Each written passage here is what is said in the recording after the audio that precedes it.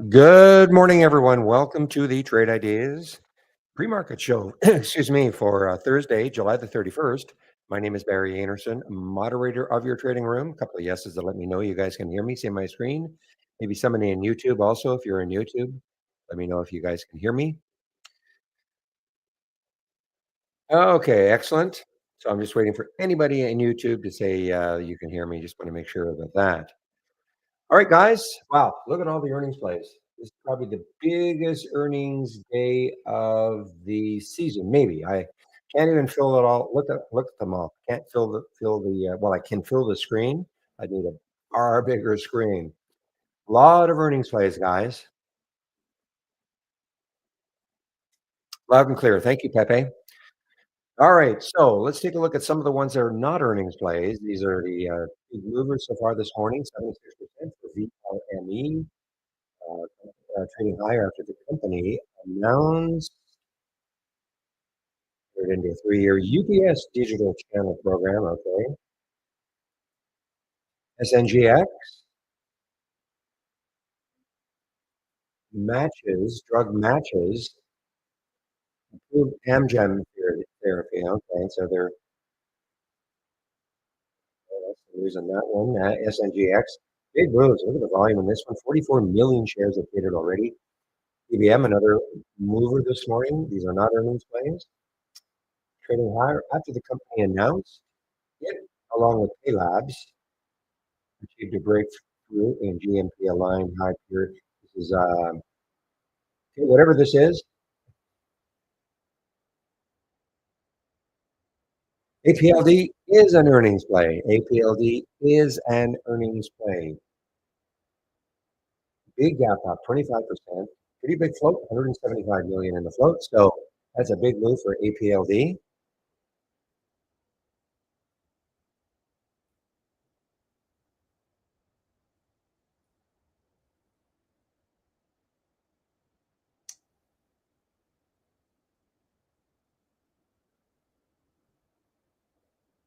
Okay, so I guess Microsoft or Microsoft, sorry, Meta, Facebook must have released earnings after hours. Wow, that's a big move. That is a big, big, big move for 2.2 billion in the float, 11%. So if you thought Meta was going to keep moving higher, this is a way in which you can play it. You get double the move. You can see this is up 21%. This is METU. This is designed specifically, an ETF designed specifically for Meta. But remember, if Meta starts dropping, say 1%, this is going to drop 2%.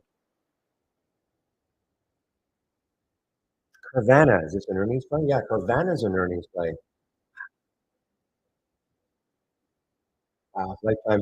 Lifetime high for Carvana, CVNA.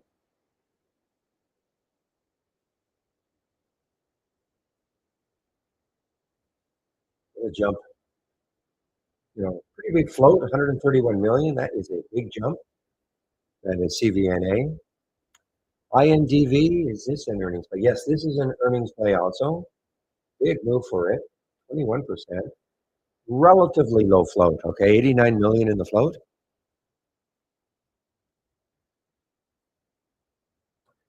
This NDL, I do see it.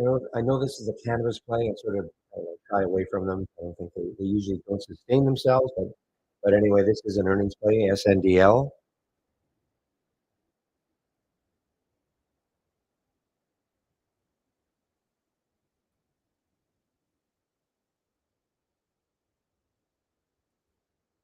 Let's see, is Bud an earnings play? Yes, Bud's an earnings play also.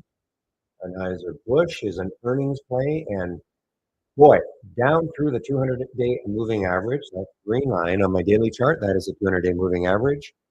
And yeah, down 10%, pretty big float. Well, big float, almost a billion in the float. So another big move, and that is for Bud.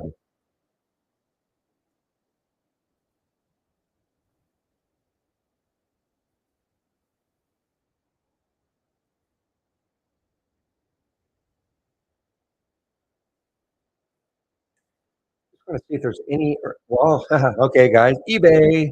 All right, every 3 months. Who the heck still uses eBay? Give me a moment, please. I think at the beginning of the day, my virus scanner was a little crazy. eBay, so big move. Another, 500 million in the float, up 12%.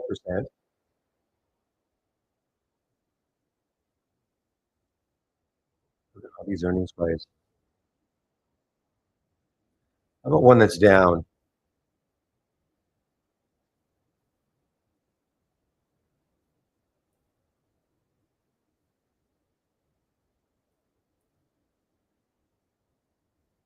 Okay.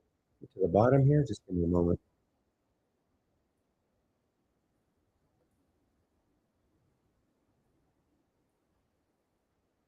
So the worst one right now at down 28%, CFLT. Okay, there's Bud at 10%. Take a look at CFLT. A lot of volume already, 1.665 million.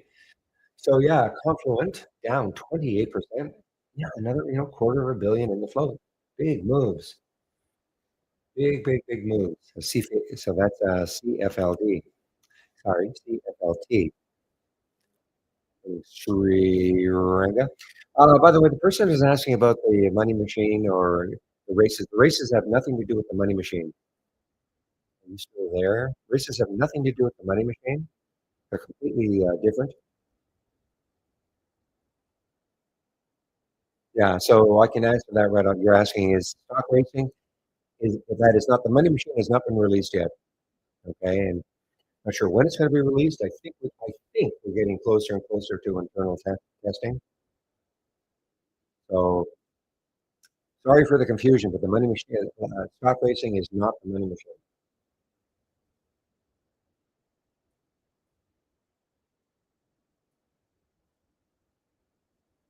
Okay, what else do we have here? Roblox earnings play. Yes, it is. Roblox is an earnings play. A big move, 500 million in the float over another 20% move. The SPY is in for a big pop here so far, guys. Up over 5 points now for the SPY. Haven't seen a day like this for a while. Those big gappers on the SPY, either up or down.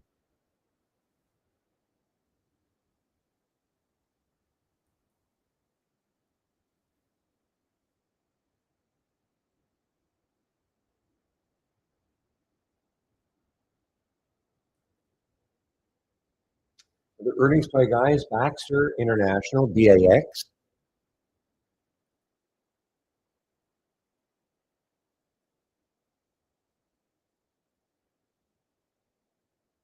You mean what you want to have a chart that doesn't change, You mean when you click on a symbol, you don't want it to change to the symbol? Is that what you mean, LT? Just right click, and a couple of options here in the properties. Go down to properties, symbol linking, uncheck it. Okay, uncheck it.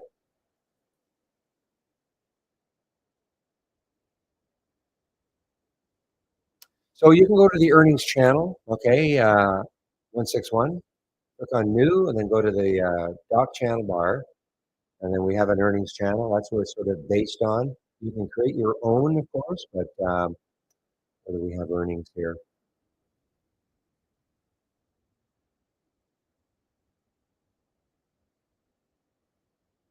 I know we have earnings somewhere.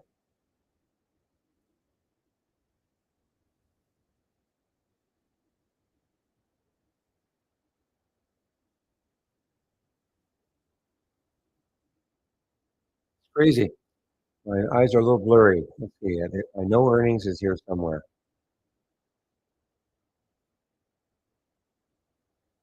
There we are, earnings. So if you click on earnings, this is an earnings channel, okay?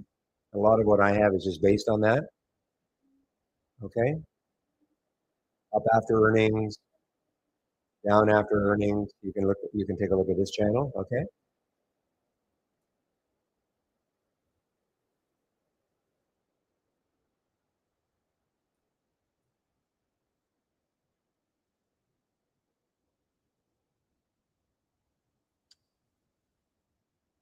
Now, if you want this exactly, I mean, I can give it to you. But you remember, this is This list, and once I open get my layout that I use when the market opens, it's going to be a lot. Oh, there's Canada Goose. Canada Goose. Yeah. And if you want it, I can give it to you. Okay. Now, this is not just earnings plays up. It's sort of misnamed, but it's both earnings plays up at the top. If you keep scrolling down, you'll hit the ones right at the very bottom. I mean, if you actually want it, just the way it is, there you can have it. Okay. This is just really at the beginning in the pre-market, just a little information, just to see how much, how many, and we're right. This is probably the biggest day in terms of the number of stocks, companies releasing earnings. If it's not the biggest day, it'll be a tie. So the earnings play guys, Bristol Myers, earnings. They released earnings before the market opened. So my earnings plays, just to let you know, my earnings plays are stocks that release after hours. So we're Friday morning right now. So after hours on Thursday, on Wednesday. So you can see Meta. You can see Meta released earnings after hours. You see the move area on my 15-minute chart. There's the move, and it's still holding. This is the pre-market right there, the tan area on the chart. That's the pre-market action.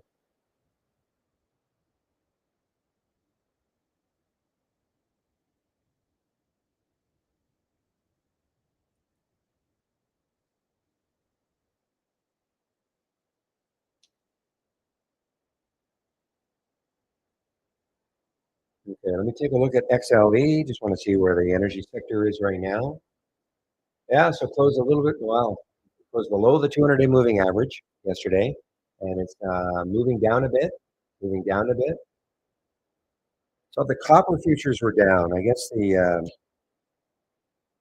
briefly I read the copper tariff only refers to finished goods, not the actual metal. So copper futures are down a bit. COPX.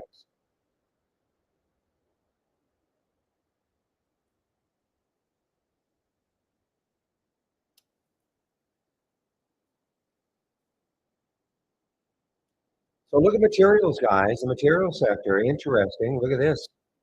So it closed above the 200-day moving average, but as we speak, in the pre-market, that green line, that's the 200-day moving average, is below.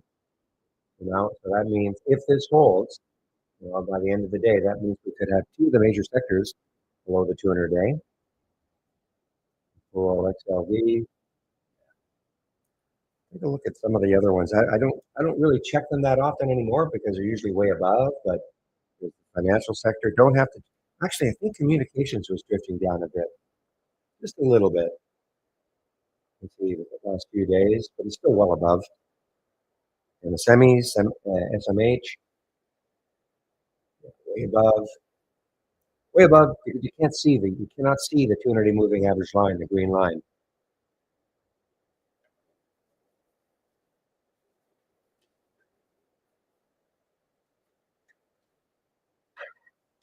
Take a look at retail, XRT, retail. Okay, well, you can see retail is starting to drift down towards it.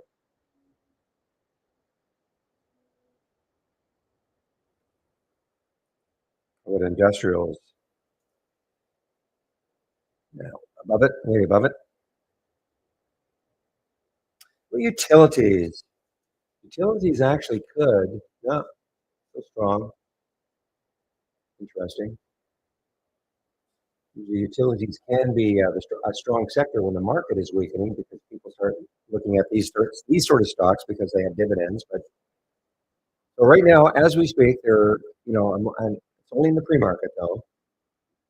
Materials is down below the 200-day, and definitely energy is down below the 200-day moving average. You could be right, Bambino. I'm looking. I remember I'm looking for stock. Well, this is way outside the price range I look at, but I am looking for stocks in the gap up and continuation span. That's all I'm really looking at now. And so with all these earnings plays, stocks that have gapped up or gapped down, I'll be looking for reversals. But this is out of the price range I typically trade. So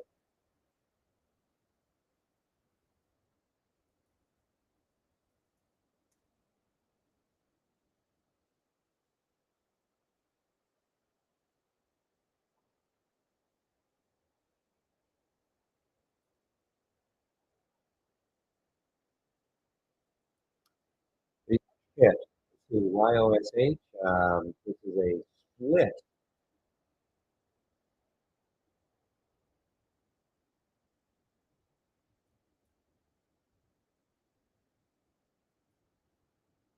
Hey guys, this is a earnings next week. This is a Brazilian airline sector stock, ERJ.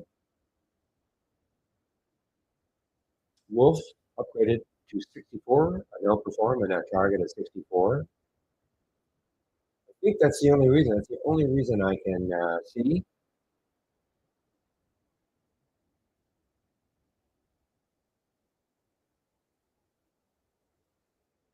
Really?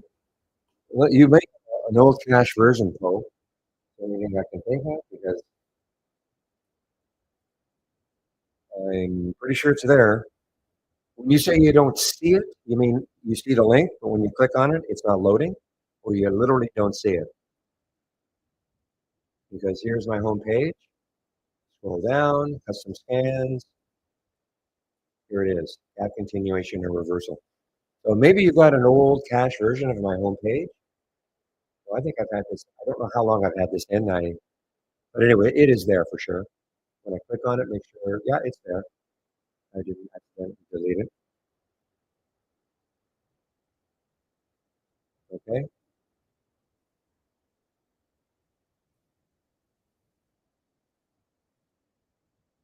You're talking about this. The earnings plays up. Well, and down. Okay. These are the ones that are down. I mean, it should just say earnings plays. Really. Okay. Not really. I'm not sharing this one actually. Actually, it's not on my home page. I don't mind. I don't mind giving it to you, but no, it's not. It's they're not. They're not just when you say after hours. No, these are the earnings plays. Okay, the earnings plays that I have here are any stock that released after hours yesterday or this morning.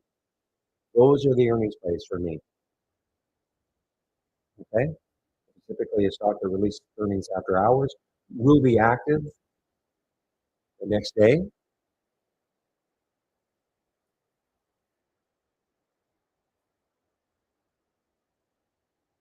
So, Poe, if you're just looking, if you are just, I'll be having I'll get my layout in about 2 minutes or so.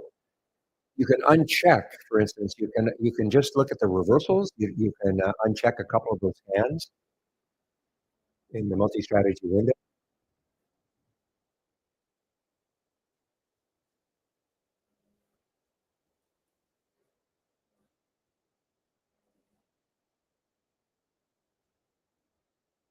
I'll show you how to do that if you don't know how. Remember, the multi-strategy window has several scans in it, and they're all checked for me, but you can uncheck the ones you don't want.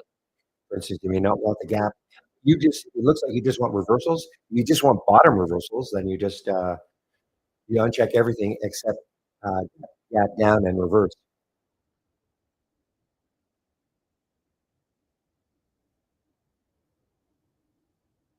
Well, George, if you had asked me that, so George asked me a question about when do the IPOs usually come out? If you'd asked me that question, I don't know, 2 years ago, I would say that virtually all of the big ones certainly come out around 10 o'clock. That used to be kind of maybe, between 10 and 10:15. Um, there's no, there's no telling now, really. But this is what you can do. If you have trade ideas, George, and you're looking for, yeah, FIG is supposed to be coming out today. Put FIG on a chart, okay? Don't worry. I know it looks like it is. I don't know why this is even trading at all. like this, but right click on it. I don't understand this. This used to be the old fortress. I know that.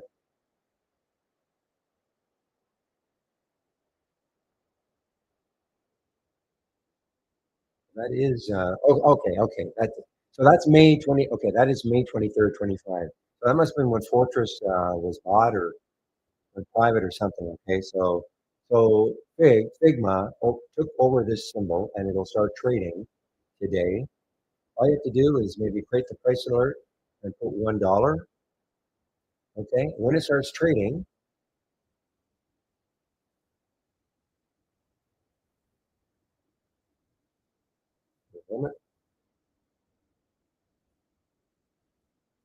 so when it starts trading, if you have in your price alerts window, if you minimize it, when it starts to trade, your price alert window will pop up on your screen and you'll see it. Okay, so you'll be able to catch it.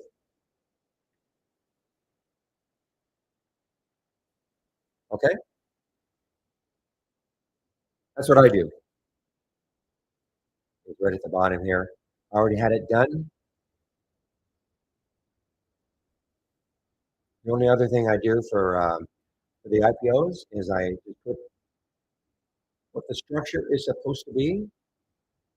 So you can see 37 million, 30 to 32 is the suggested IPO price, and big guys are behind it. So that means Goldman Sachs, Morgan Stanley, etc. So when it opens, if it opens over, say, 32, then we know that it's got some enthusiasm. But if it opens under, say, 30, we know there's not as much enthusiasm right now.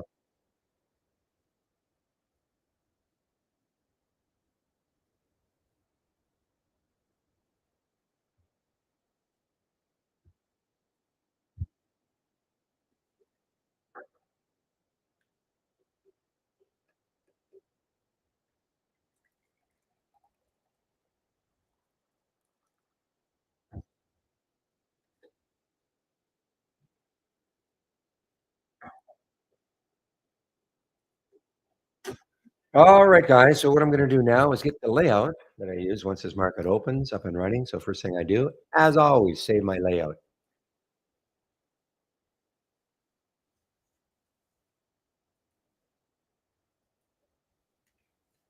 Now I'm going to get rid of the windows I've got here and load my layout. I'll use once the market's open.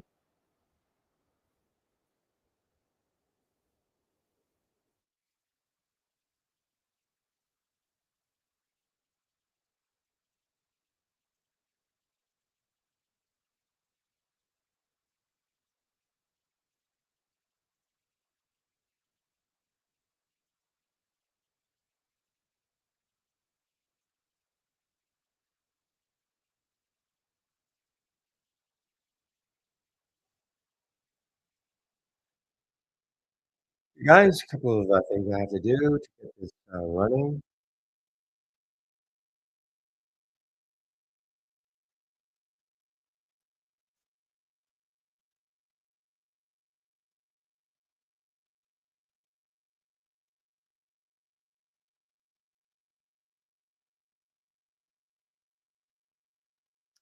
Okay, so this is the layout. So this is what I was talking about. Gap continuation of flow, okay, and anybody else. So there are four scans in here. If you didn't want to see the gap up and go or the gap down and go, you just want to do the reversals. You could do this. Just so uncheck. You just have to uncheck the ones you don't want. Okay. If all you want is a gap down and reversal, then you just check that one. Okay.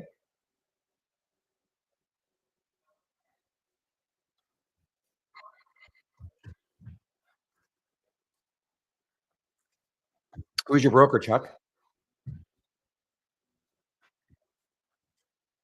Some brokers you have to do it every day. Interactive brokers, I don't have to do it, but some brokers you just have to do it every day.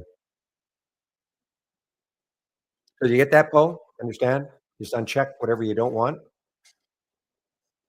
Yeah, you have to do it every day. There's no way. I guess there's no way to save the link. Interactive brokers, it works like a charm, but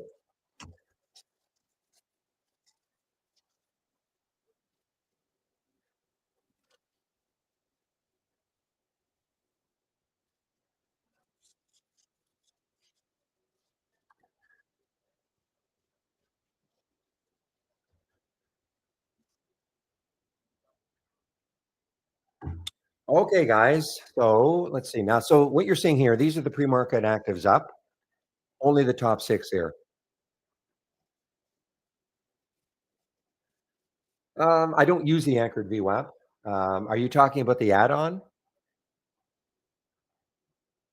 the $50 a month add-on, or just in general? I personally do not use the anchored VWAP, so I'm not an expert in it. So when you're talking about the new one, you mean the add-on for $50 a month, or are you just talking in general? I know we do have this little anchor somewhere.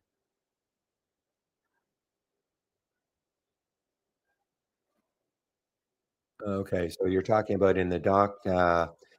Yeah, so I'm certainly not an expert in it. I don't use it at all. So the anchored VWAP, where is that? I know there's a channel. There it is. So when you say how to use it, I mean, there's a pop-up. Have you looked at that? Have you read all this? Okay, have you read all this? So how do I use it? Okay.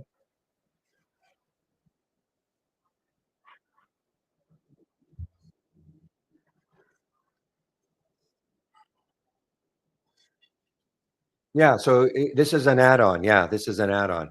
It's a $50 a month add-on. But what I would do is I would watch this to make sure it's something you might want. Okay. Make sure it's something you might want. And if you want to add it, then you'll have to contact our accounting. But again, I personally don't use it. I don't find it that helpful for day trading. So that's why I don't use it. I think it can maybe be helpful for swing trading, but I'm not a swing trader. That's me. I mean, I know he says that, yeah, you can use it for day trading, but I actually bought the book and I was excited about trying to use it, but I just did not see. I just felt I was trying to overcomplicate things, so I decided not to.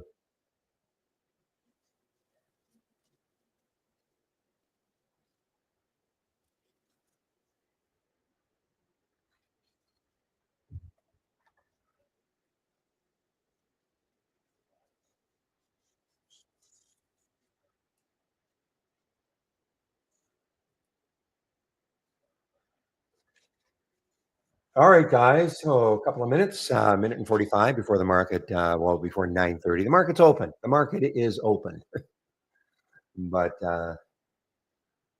what the market is doing ahead a little bit of a drift down.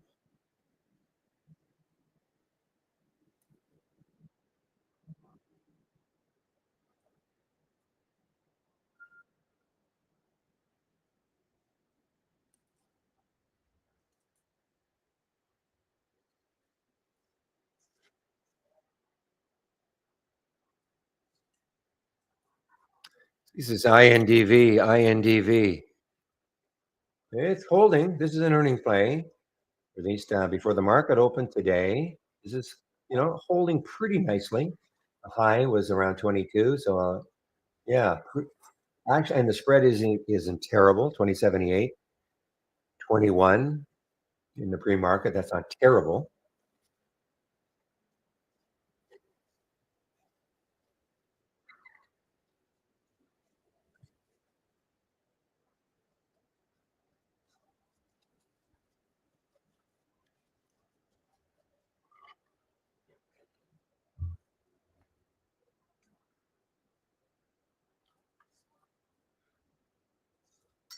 All right, guys, we have got 20 seconds.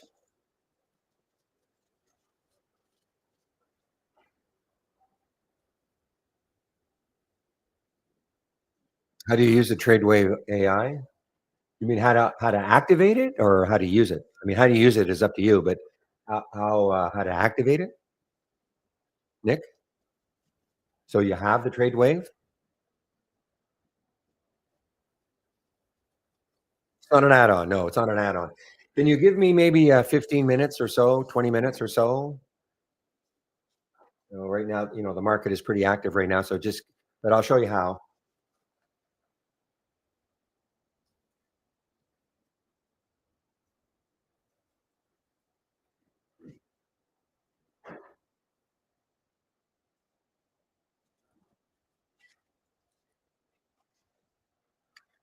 Okay.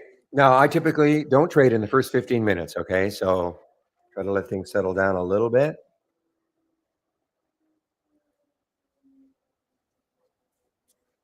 NBIS. Remember NBIS was a massive, it was a really big one a long time ago. It's still not bad. 91%. Now, this must be the high, all-time high up here, NBIS.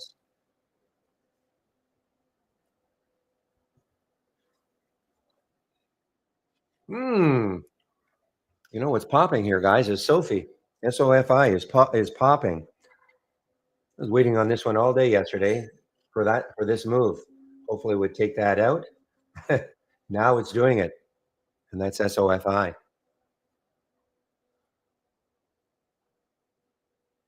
And again, they've raised a lot of money, $1.73 billion. What was the price? 20.85 a share. So it's well above the financing price now. Well above it.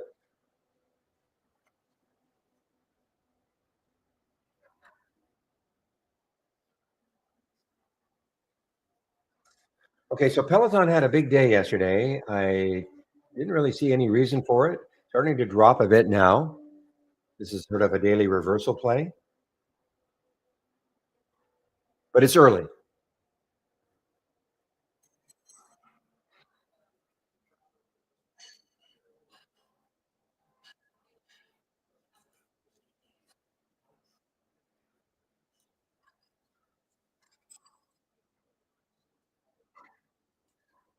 Give me one moment.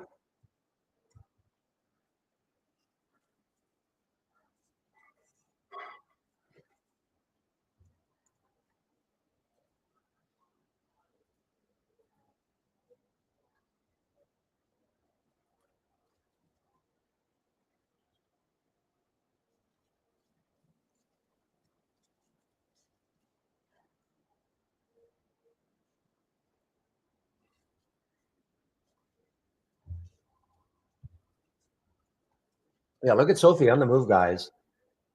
Yes, a little bit of a spy drop, opening a 5 minute candle. Dow is up a little. Qs are up a little. SPY is up, still pretty significantly, but it is starting to fall a bit.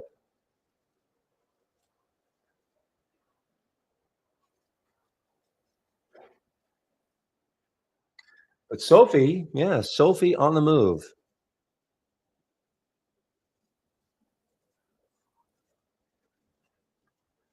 Well, guys, I'm really just waiting. Now I have a 15-minute delay on this on purpose. Okay, on the gap continuation or reversal, I have a 15-minute delay on purpose.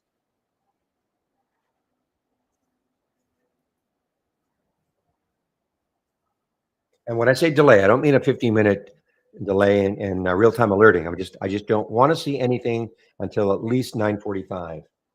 Why? Because things can go up and down very volatile in the first 15. Not that after the first 15 everything has settled down, of course, but certainly less volatile. So I could get a lot of alerts, stocks looking like they're reversing, and then they go the other way immediately. So too much chop. I guess maybe that's a better way of explaining it. Too much chop.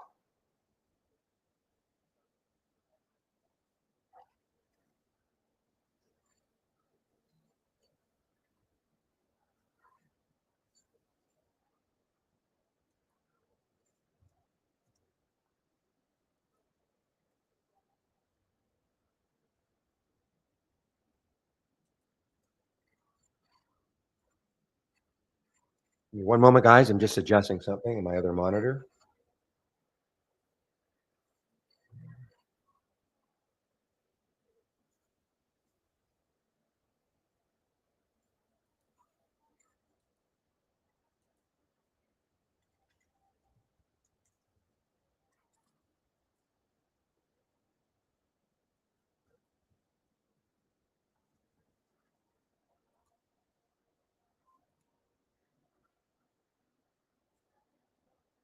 All right. Now, so APLD, that was a nice one, guys, right from the beginning. This is an earnings play. Nice earnings play so far for it, APLD. It's shortable for me, 1.64 million at Interactive Brokers in case it runs out of steam. This is a nice earnings play so far for APLD.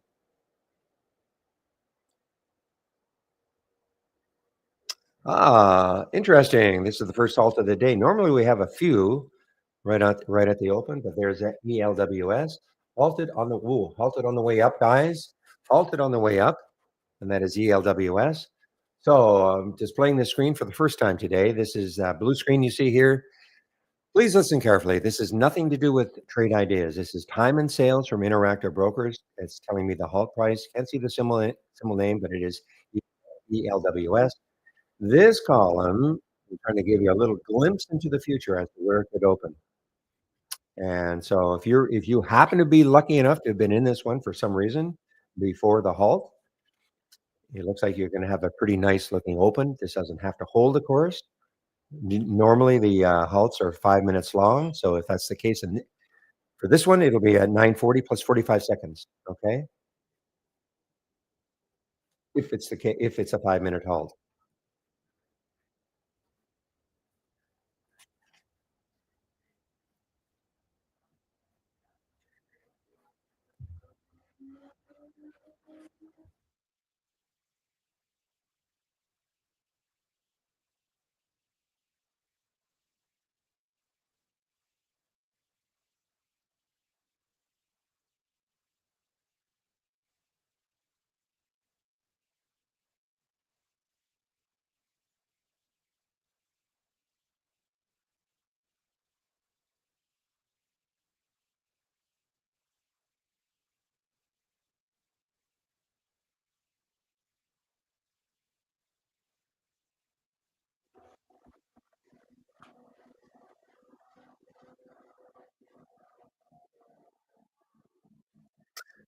Okay, guys, I'm just biding my time. What time is it right now? Nine, so another 8 minutes for the. Doesn't mean we're going to get one right at 9:45, but that's all I'm waiting for right now. Bit of a change for me. I'm not as interested in these crazy low floaters. Not now, anyway. Well, I hope I'm not breaking up for everybody. I should speak on you, Dwayne, but I hope it's just you. How's my sound, guys? Am I breaking up? I did put myself on mute. Okay, if that's what you're not talking. You're not talking about that. You're talking about breaking up. Okay, thanks. So, Dwayne, if I'm still, according to you, breaking up, you might have to do a refresh.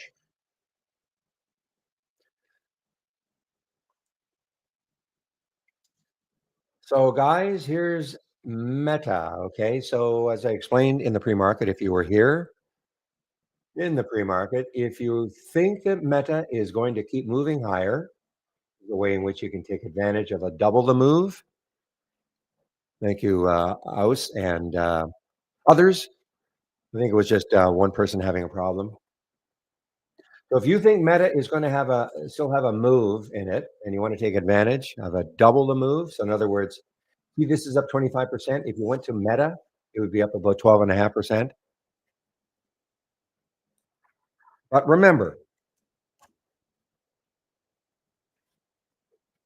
here you are, 12.6%. So remember, if and when Meta starts to drop, it dropped 1%. The other one is going to drop 2%. Just so you know, it's especially designed for Meta. A lot of companies now. It's amazing how many there are. ETFs designed specifically for companies both on the long side and the short side.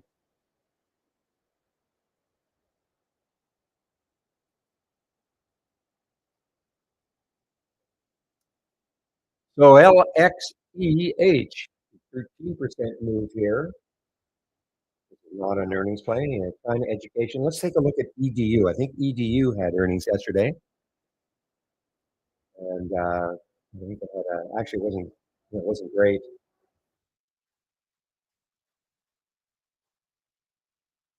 It was not great.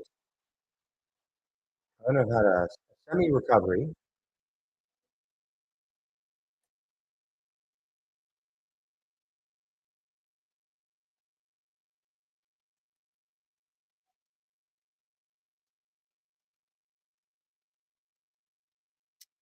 All right, this is an earnings play, guys. AM American Superconductor AMSC is an earnings play,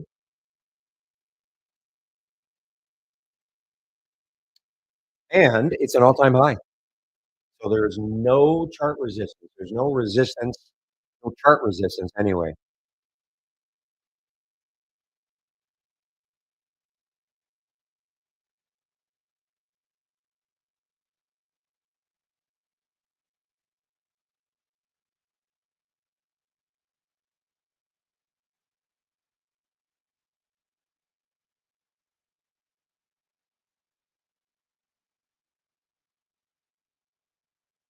All right, guys, this is a cheap one, but it's an earnings play. It's showing up in the combo scan. Okay, the Pepe combo scan as a potential short. It's a cheap one. It is not quite a lifetime low.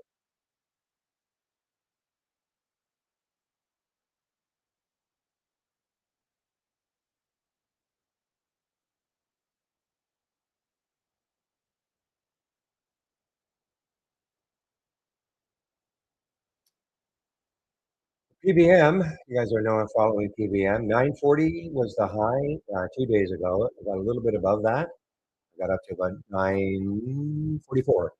And this high right there is 934.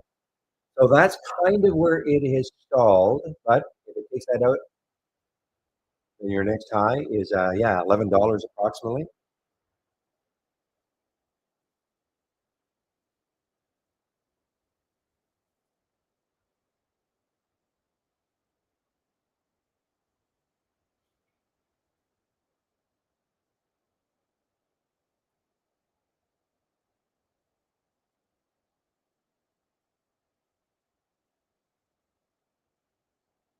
Well, we're getting definitely getting a sell off from this area up here, the 640 area. Definitely getting a pretty decent sell off on the SPY. At 9:45, we have I think we have the Chicago PMI. I think that was that. Yeah, the Chicago PMI that could affect the market short term at 9:45. But that those numbers will come out so a couple of minutes from now. Could affect the market short term.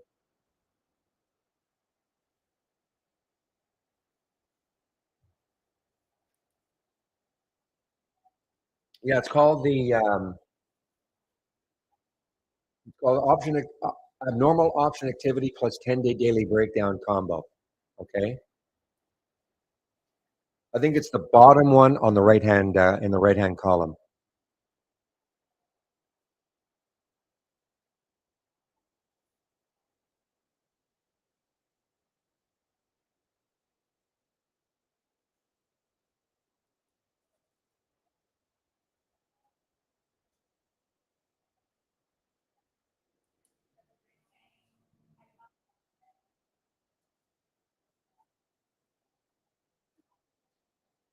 It is in Onco. I see ONCO here.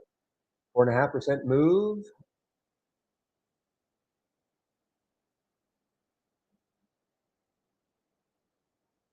All right, guys, we have, for me anyway, less than a minute. We might start getting some in the get the gap continuation or reversal scan.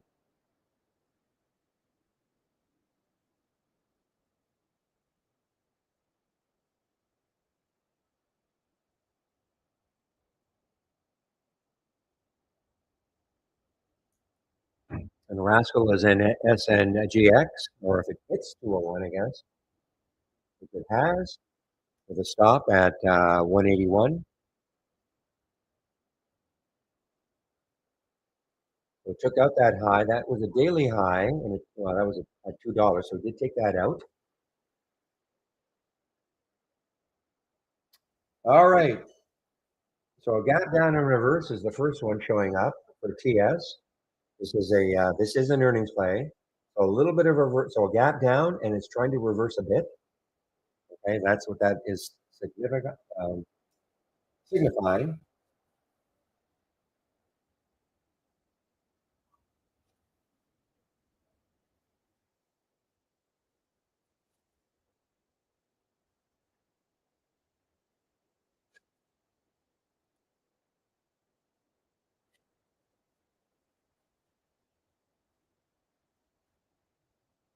Another earnings play that is trying to come back, guys. CFLT trying to come back.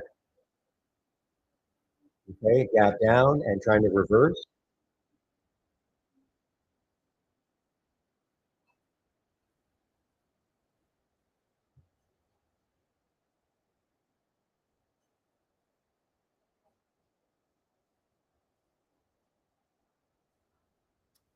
Ooh, PBM got halted on the way down. I can tell by the price. 'Cause last time I looked, it was over 9.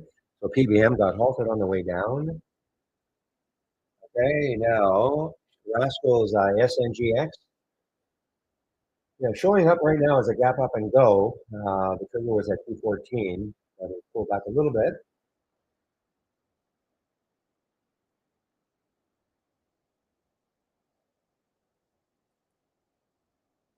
APLS, guys, is showing up as a gap up and go, a gap up and go.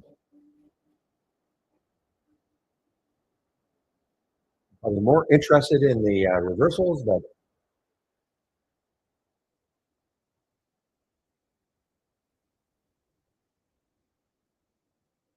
so this is what I'm.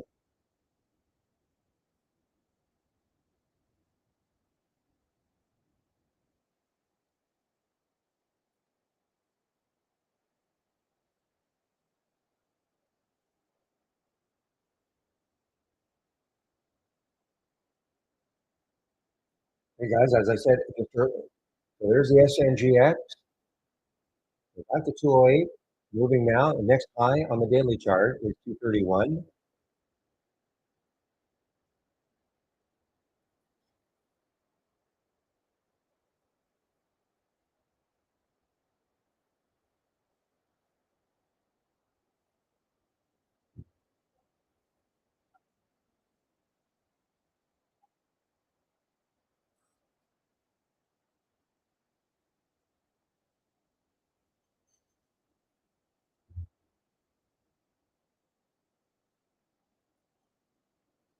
Remember this one from yesterday, guys. This is a gap down and reversal now.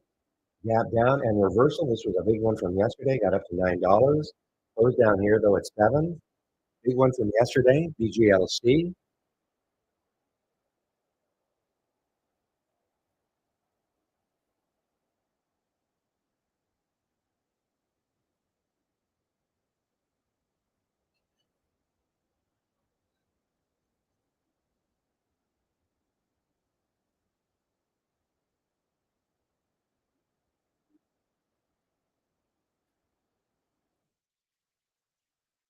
Here's the Yonko. So took that out. Nice trade by Shingy.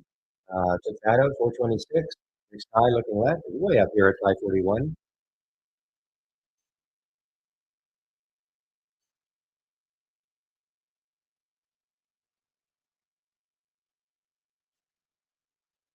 This is actually showing up now as a gap up and go.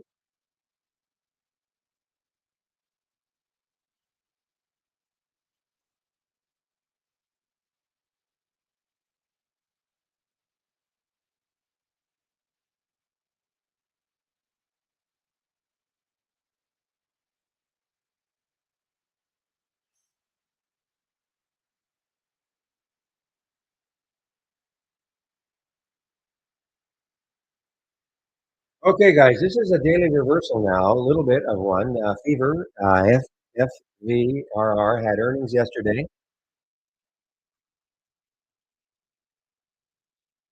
Had earnings yesterday, and now it's trying to reverse a bit. Obviously got knocked down on earnings, and now it's trying to reverse a bit.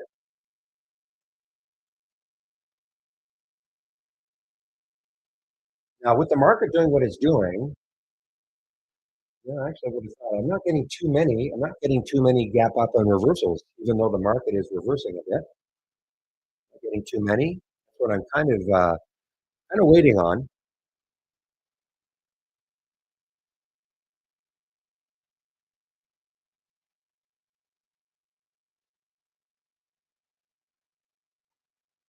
Now this could reverse. Look at this. LNC, it's an earnings play. LNC coming right into that high, the daily high right there. Will that stall it? The red line is the daily high somewhere, some month, some week.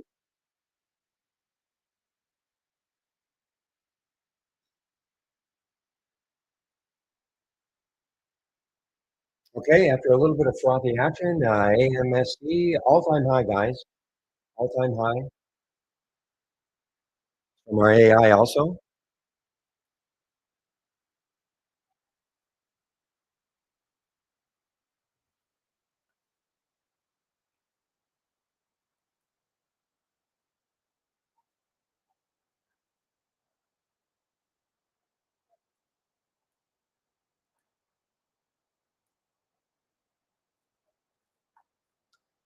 So SNY is trying to reverse, but it's coming right into the VWAP.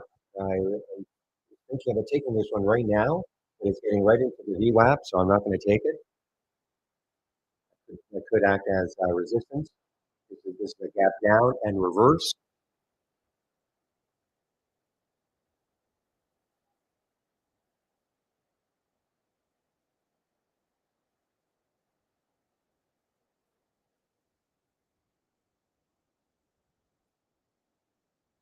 I wish this were more expensive.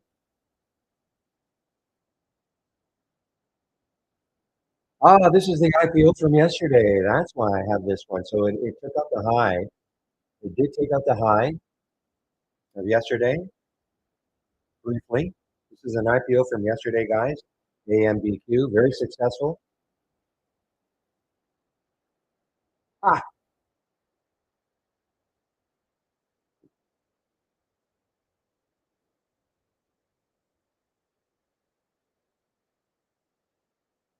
okay, this can't be the same one.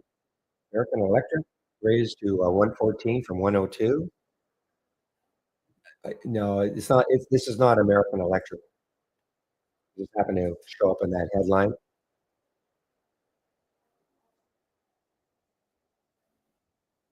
Boy, Sophie is approaching the high of 2 days ago. SOFI approaching the high. Well, actually, I'm wrong.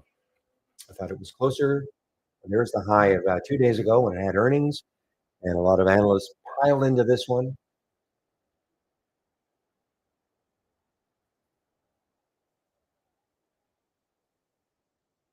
The reversal play, guys. Not the. This is not intraday reversal. This is what we call a daily reversal. Okay, daily candle the day before, reversing the next day. This is not an intra. This is don't confuse it with a gap continuation or reversal. Those are intraday reversals. These are daily chart reversals.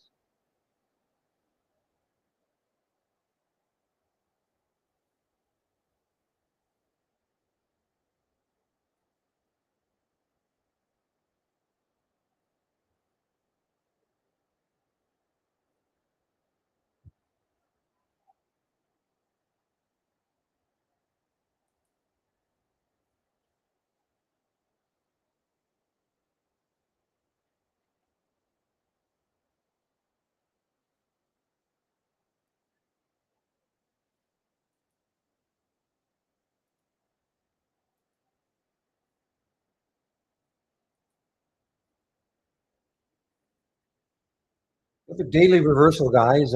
SOLT, SOLT, of yesterday's close now. SOLT trying to reverse a bit. Has some room to 20.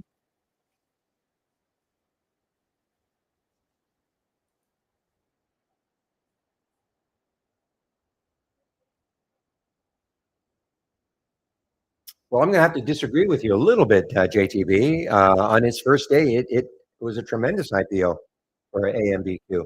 Remember, it was priced way down, well below, well below. I mean, I think it was priced at. I'd have to look. I'd have to look it up, but it was priced well below what it popped up to, and then where it closed. Oh, sorry, well above. I'll repeat myself.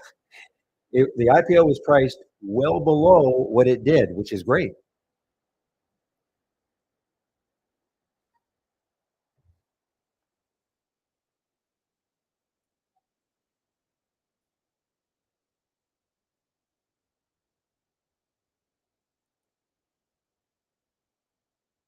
Oh boy, this course looks interesting. It's got to take out 14 though. It's an earnings play. It's not an earnings play. CORZ is not an earnings play, but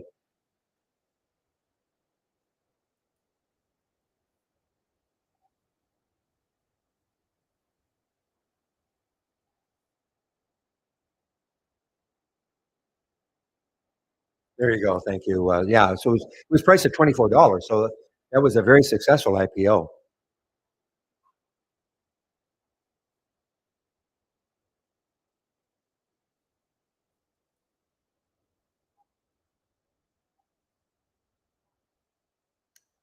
Guys, I mean, it depends on your risk tolerance, but look at BMNR. There is a daily high right there. Well, it's yesterday's high. If it breaks through that, the next high is around not quite 42. So plenty of room. Depends on your risk tolerance. Check the spread. Actually, the spread is pretty good. For this very volatile stock, 3 million in the float. Pretty good spread right now, only 9 cents. That's for the BMNR.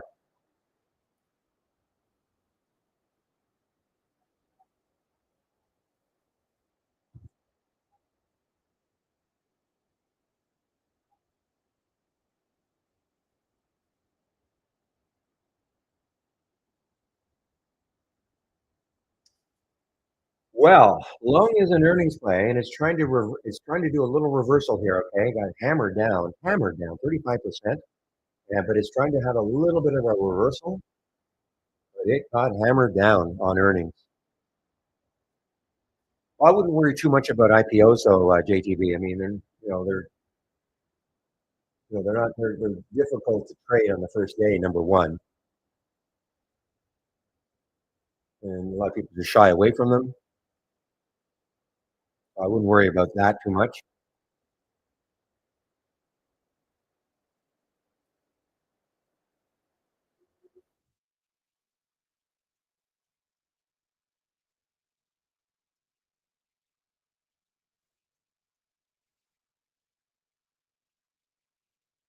All right, guys, keep an eye on V wave here. It's getting close to 10. A bit of excuse me, it's a bit of a, no, it's a gap up and go.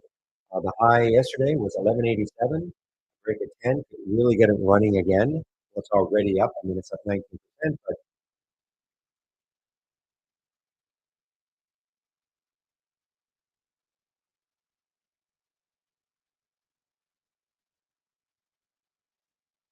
Tron could be interesting. There's a little bit of room, okay? A little bit of room to 954 or so. It is another one of these daily reversals. It's over, I like it because it's over the whole number. It has, a little bit of room, about 50 cents, $9 stock. That wouldn't be bad. I'm not saying it's going to get there, of course, but it is trying to reverse after yesterday being down.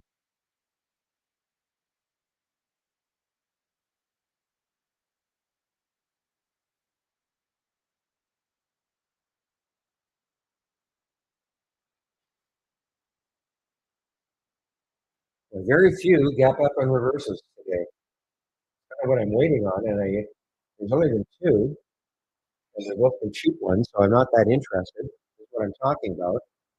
In yellow, these are the gap up and reverses. Only two of them.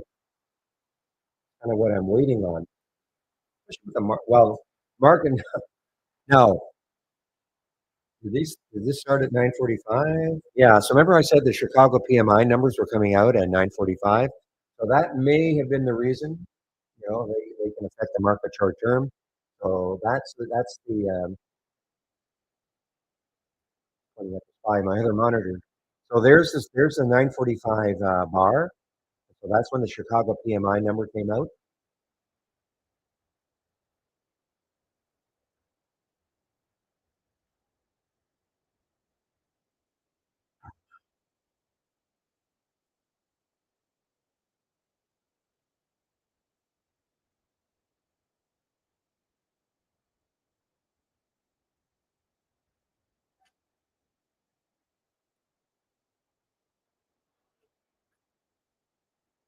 Okay, earnings play, guys. CGNX showing up in the combo scan. Now, why I wouldn't take it? Number one, it has to break 42 for me. That red line right up there, that represents the next high, and that's a right around 42. So if I'm going to take this, it'll have to break. I'm going to put a price alert around 42.02. Doesn't mean I'm going to take it if it, right off the bat, but I do want to know about it if it does. This is an earnings play, CGNX.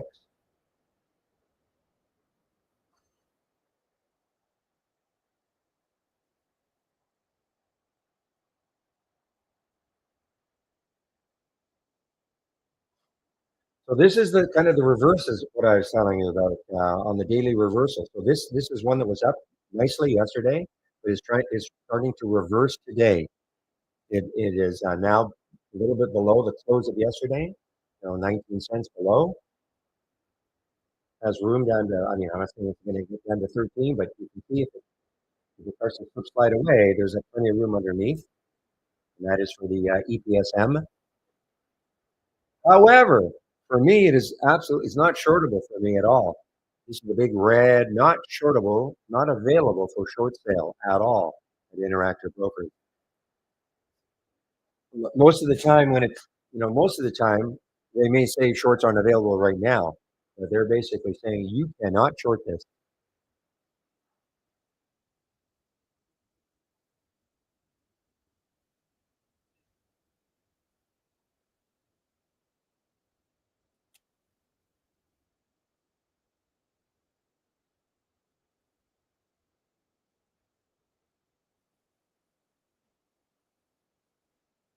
Okay, guys. Well, as I wait to see if I get anything on the gap reversal, gap up and reverse, I'm going to go over my home page, 10:02 right now.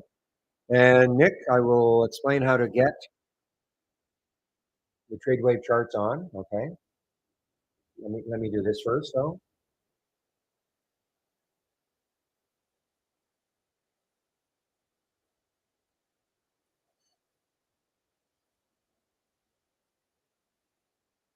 So I'm putting my home page link in.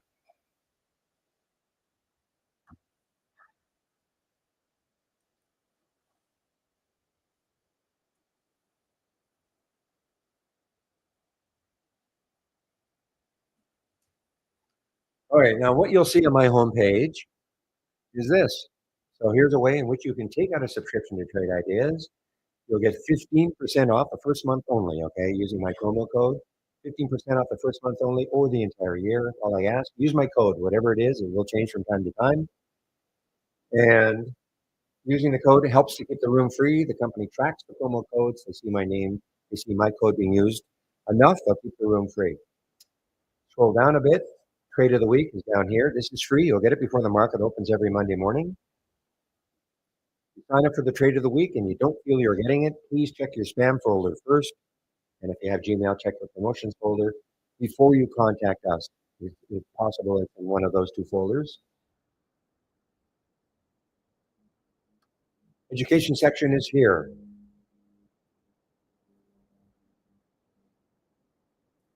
So this is very important. If you take out a subscription to Trade Ideas, the first thing you must do, no ifs, ands, or buts, getting started with Trade Ideas, okay?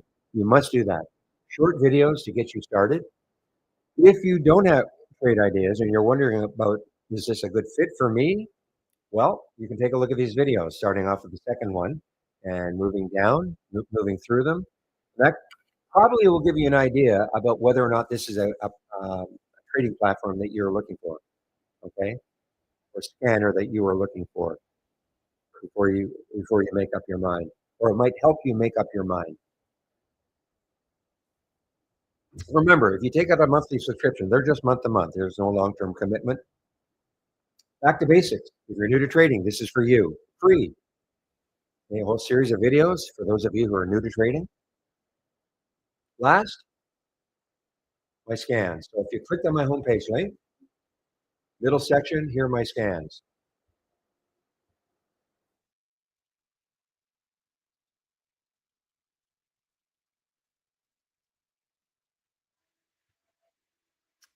All right, guys, for some reason, my virus scanner is trying to protect me from something.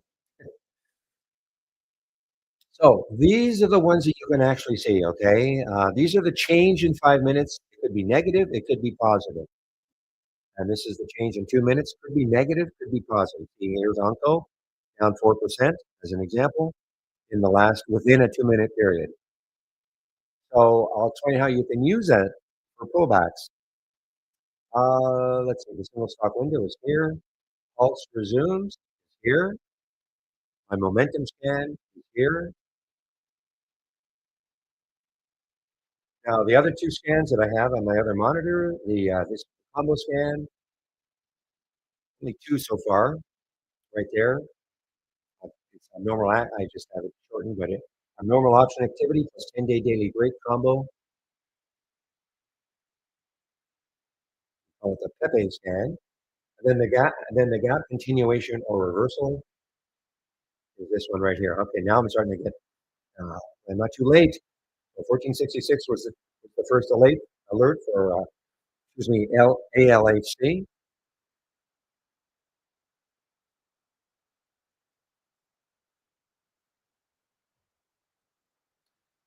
And yeah, this is what I use in the pre-market. The pre-market actives up and down. Okay, so here are the scans that I'm currently sharing. You can ask me questions about them if you want.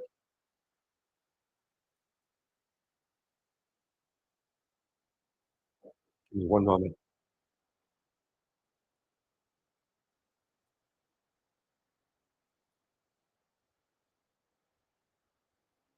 See, I've missed it. Too bad. Yeah, a lot of shares available. ALHC, I missed it. Now it's got room down to the 200-day moving average.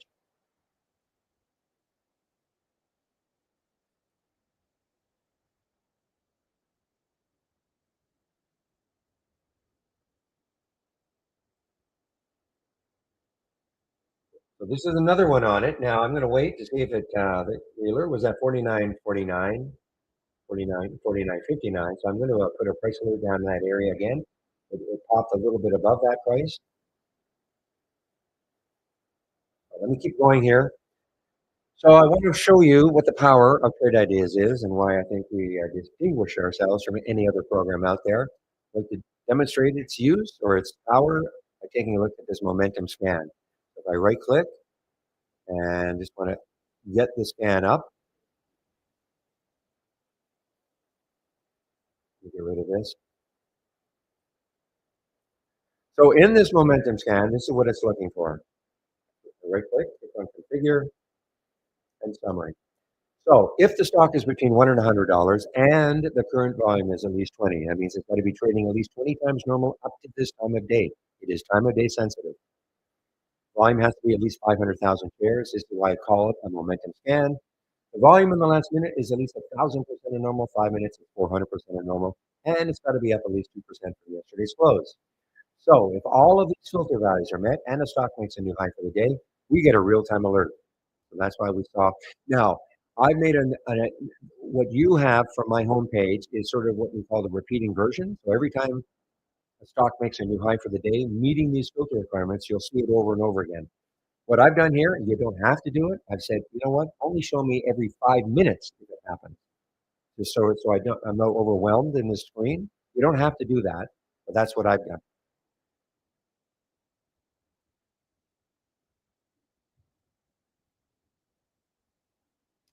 So these are all real-time alerts, though. These are all real-time alerts.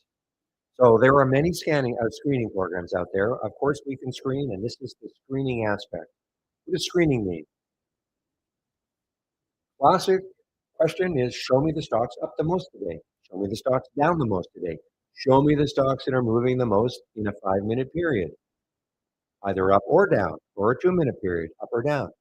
It, give me a list of those. That's what screening does. So of course we can screen, but we can take it one big step forward by also applying what we call a trigger to the filter values. In this case, my trigger is a new high of the day. So if you like the scan the way it is, you can have it. If you want to make any adjustments to it, of course you can do that. If you don't like my price range, maybe there's a filter you'd like to add. That's up to you. This just happens to be what I like to see.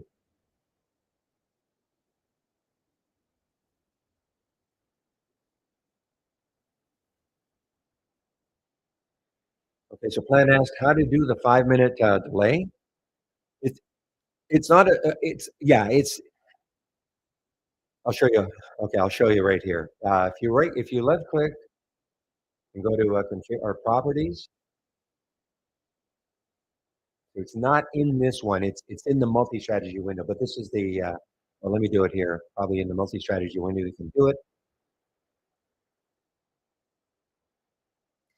Funny, isn't it, Pepe? If you only have one, there's no configure all. But in general, okay, go to properties and don't repeat. So you right click on the scan, don't repeat, and this is what I've done. So different time frames, 1 minute, 5, 15, 30, 1, and some of them I do for the whole day because I want to see that the first, I want to see the time of the first alert, and that's it, and the price. And I can go back, take a look in that scan, click on the symbol, and see what it did from there. So you would just take 5 minutes. Weird though, isn't it, Pepe? When you only have, I mean, it's not designed to only have one. I guess that's why.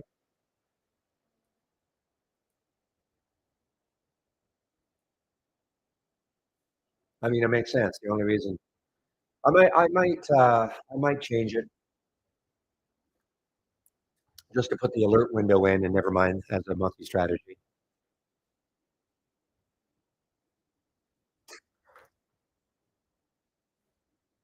So let me keep going on this. I just want to show you how you can create your own scan. So this is an alert window. This is a scan. So this time I'll click on the configure, and now I'll click on search. So at the very top, you can see new high, new low of the day. Two most popular ones. These are all real-time alerts that we've got here.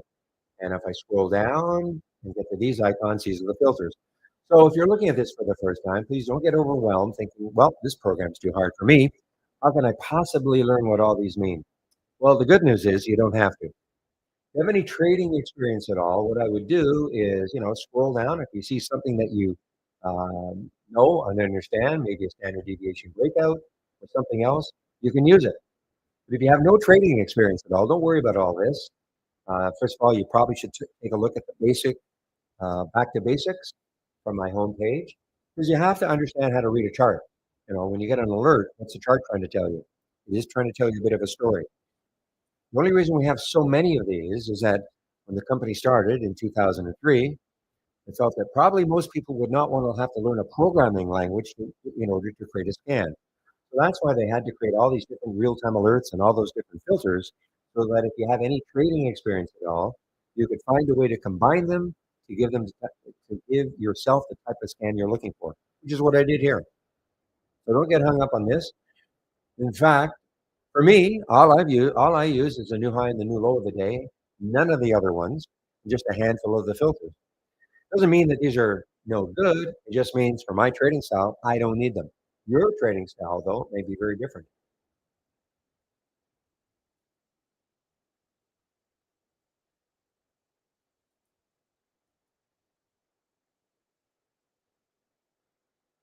Okay, guys, CGNX now is above that high right there, above that high. So I'm getting interested in it. I want to see how well it holds over 42. This is an earnings play. You just pop. So I'm going to reset my alert. When the whole number breaks, going to be a challenge.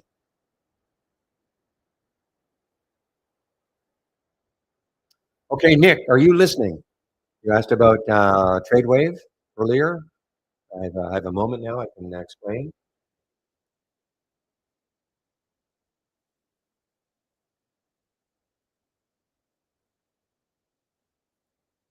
Okay.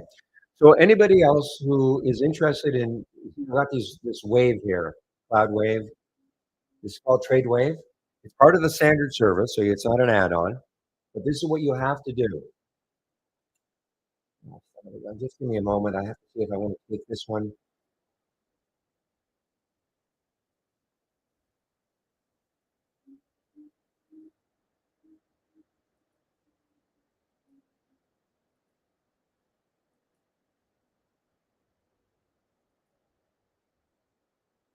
Give me a moment.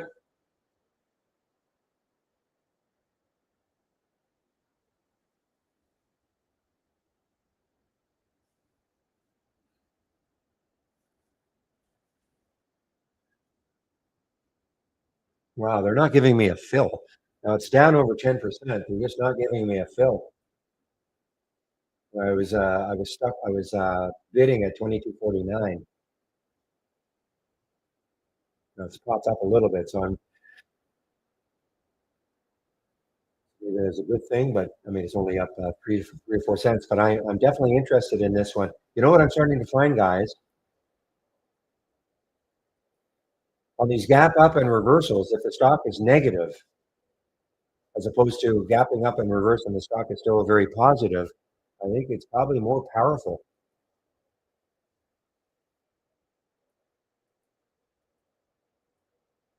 So give me a moment here, Nick, okay?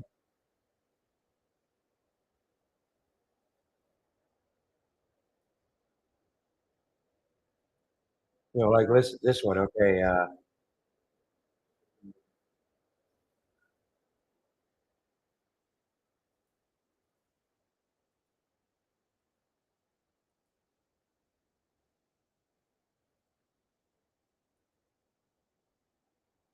Because it looks like a wave, like a wave. Ride the wave, ride. I guess it's not our product really. It's Trade Wave is something that so it's not an add-on. Okay, so just give me a moment.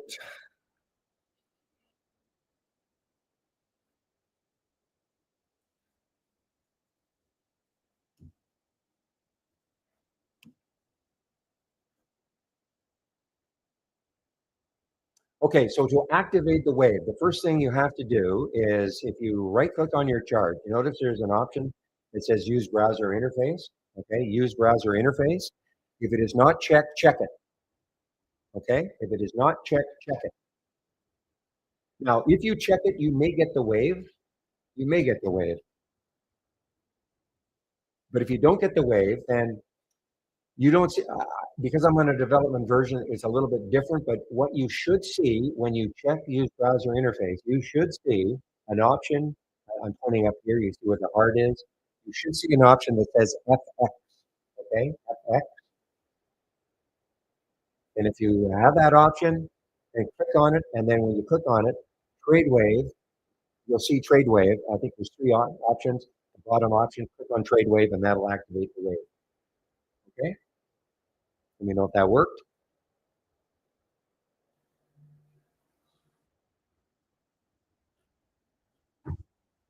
No, it's got nothing to do with the beta. This has been around for quite a while. Nothing to do. You just have to make sure right click. Now, if you don't see use browser interface, that means you must be in a very older. You must be in an older version of Trade Ideas. When you right click on a chart and you do not see use browser interface, you're going to have to at least upgrade to the production version on the home page. Okay.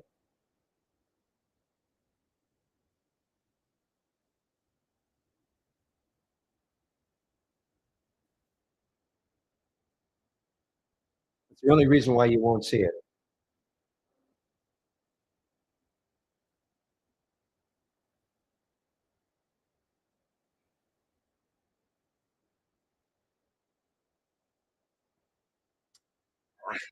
Missing out on some of these now.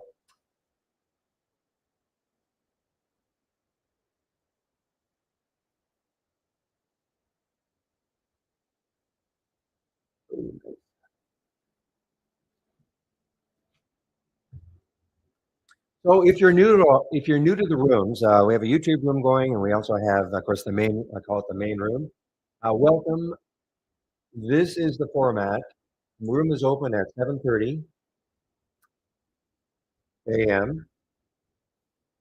Chris Farley at Trade Ideas does that, and then I get on the mic at about 9. I live in Vancouver, Canada, so that's why I don't open the room at quarter to 4 my time, but Chris Farley or 4:30 my time. So that is what Chris does. And then I go to 2:30. I'll see later if there are questions. If there are no questions, I'll usually kick off around 2:30. Now, tomorrow and Monday, Chris is on holiday, so I'll get up. I'll try to get up a little early, but the room probably won't be open till about 5:15.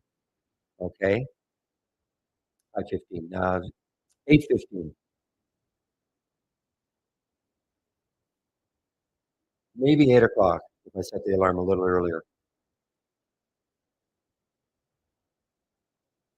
Well, it can help you keep in trades. Okay, so if you happen to, the question is, what's the advantage? I mean, it's the wave is used differently by it depends on your time frame. So imagine if you had taken this back short up here at 26.92, and not because of the wave. Okay, the wave was just starting, and now you can kind of keep riding the wave down until it turns, to another to the I guess the blue. Oh, let's see if I can find another.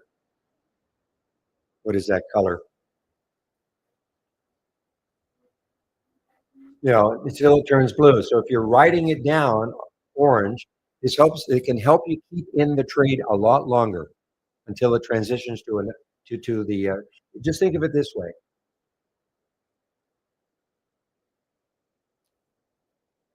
What was the one I just had up?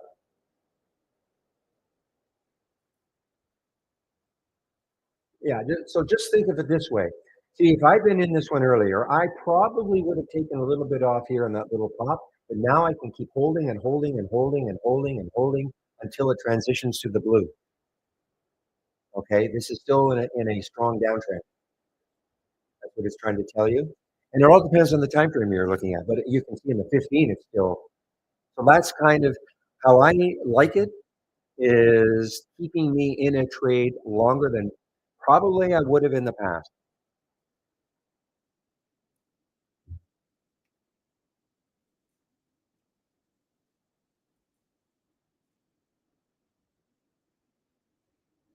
So Nick and anybody else who was listening to me on the wave, make sure you save your layout, okay, to the cloud, or at least to your computer at the end of the day.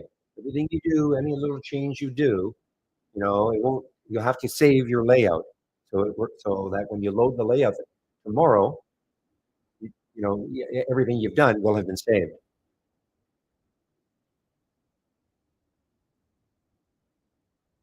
Well, just keeps you. It helps to keep you in the trade longer. But if you were long something, SNGX, I mean, this is a little more choppy, but you can, this is trying to tell you, this is trying to say, keep in the trade, keep in the trade. It's not just on the short side. It's a little more choppy. I find that the cheaper ones with the low float, a little more of a challenge.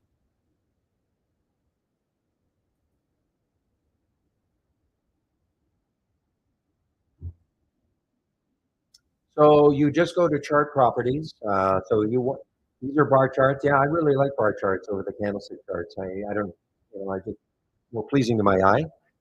So if I right click and I go to select chart style, and then chart style right there. So here are the candlesticks, and this is what I got: open, high, low, close. That's basically the bar or the. Like I think that's what it is. I don't think I chose. Yeah, I think because this is what it is. OHLC. Okay.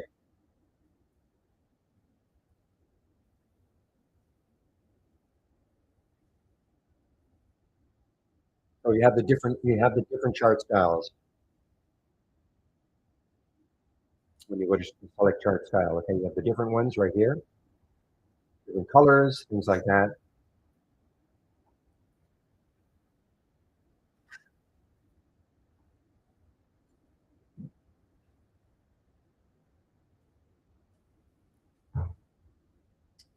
Okay, guys. So I am in. It's taking its time, but I'm going to try to have patience on it. I am in this ALKT short.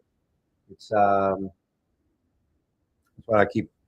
I have it thumbnail on my other one of my other monitors, so keeping an eye on it. I'm mildly positive on it.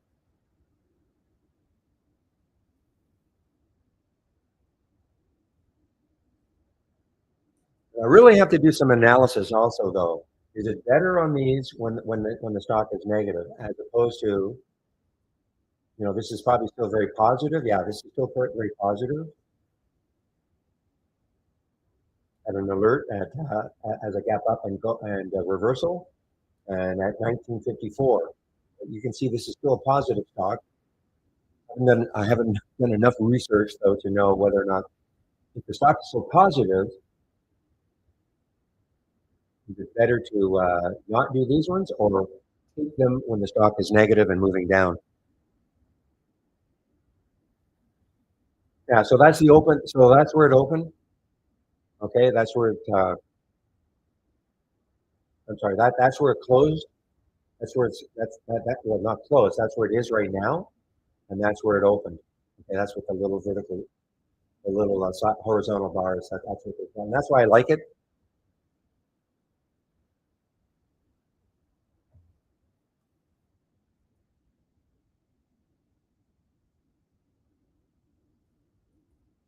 So guys, yeah, I'm very prepared. I mean, I know these things are moving and a lot more fun to be in when they work for you, but I'm really concentrating on these gap reversals. Maybe they're a little more. They're not going to give me like the massive percentage moves, but I find that they're a little more stable to trade. And I want to take advantage of the fact that we're in earnings season now, and that's why we're getting a lot of them.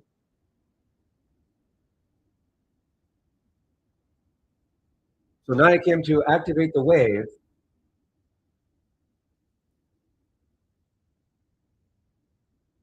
So please listen, and anybody else who wants the wave, okay? Because I know I went over this.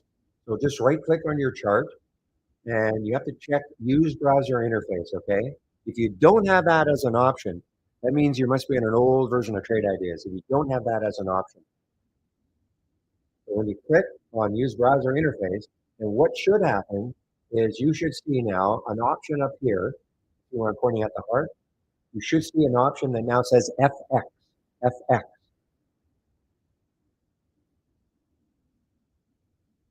And you just click on it, and then one of the options when you click on it will be trade wave. You just click on that, and now you're in the wave. Now, if you don't see it, then this means your chart is too small. See, I'm on a different version. I'm on a development version. That it's not here for me. It's somewhere else.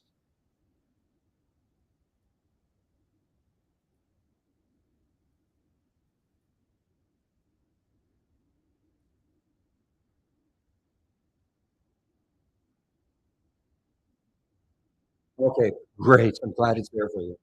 So some of you may not see the option up here, and that's because your chart is too small. Okay, all you have to do, if my chart were this, like if I had a very, you see how those options all disappear up here. So your chart has to be a certain width in order for you to see all this, or it might even be because it's not long enough. Okay, so you don't have to keep. All you have to do is activate it, and then you can resize your chart the way you want it. You don't have to keep it bigger if you don't want. Does that make sense?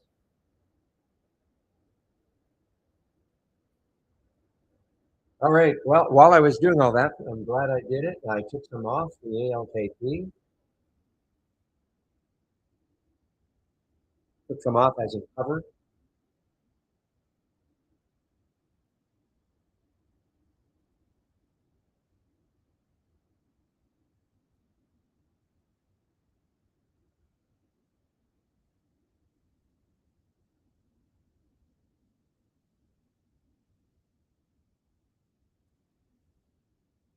So here's another one. I mean, here's another one. What was the price of it? 55.23 was the alert. Okay, so it's still there. Massive gap down on earnings, probably. Probably no, it's not an all-time low. But again, this is what I'm talking about. It's so negative for the day. I'm sorry. This is a gap down and go. This is not a reversal. And neither was okay, neither was the ALKT. I was thinking about another one.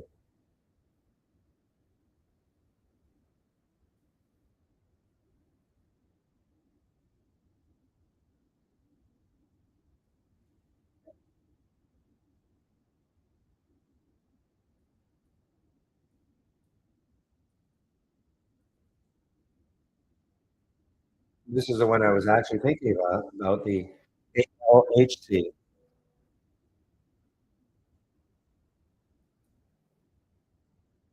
Yeah, this was the one I was thinking about.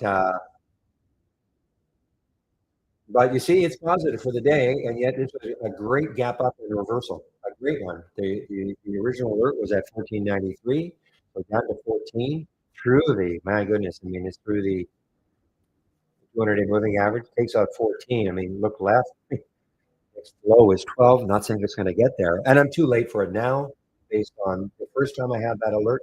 Remember what I've done is I've taken the gap continuation or reversal scan, I've duplicated it, And then I've said, okay, this one, I said, just show me this first time the stock gave me the alert, not over and over again. You see what the APLS is doing? So again, it was that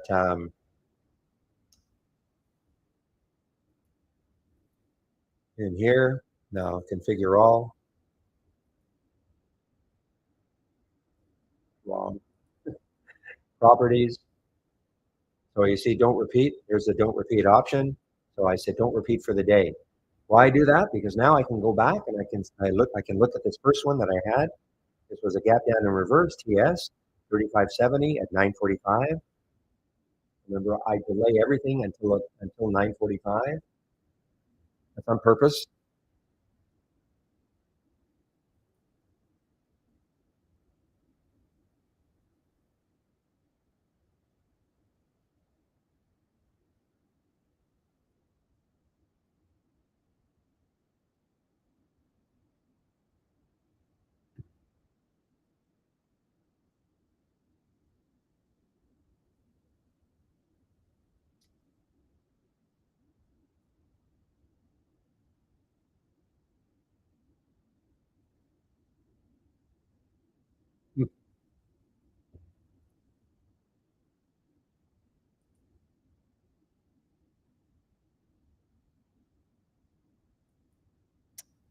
All right, guys. So sleep number. I remember seeing that one yesterday. Also, this is a daily reversal from the close. Look at this. This is actually got up to the high of yesterday.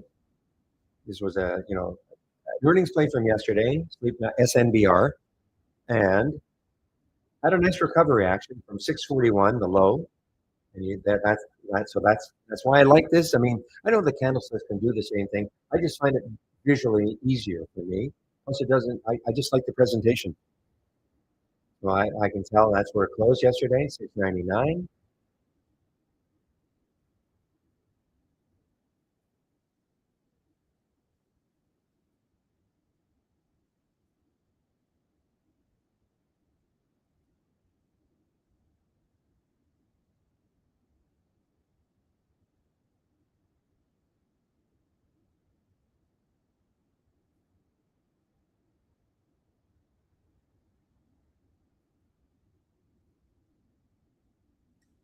Yeah. So the flip side of having so many earnings plays is that this, there's almost too much information coming at me now. Okay. A lot of these earnings plays. Why? Because that's when stocks typically either gap up or gap down. Okay, a lot of companies when they release earnings, that's the reaction. So that's why when stocks gap, they can either reverse or they can keep going in the gap direction.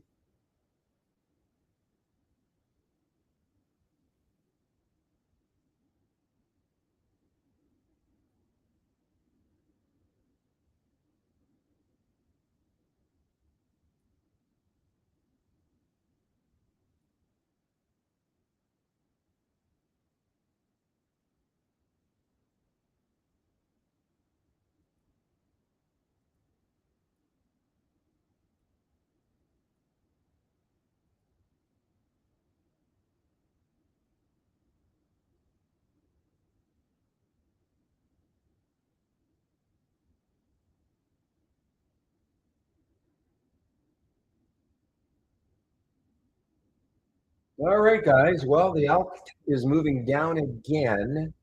Again, I did cover some, but I'm trying to let the wave.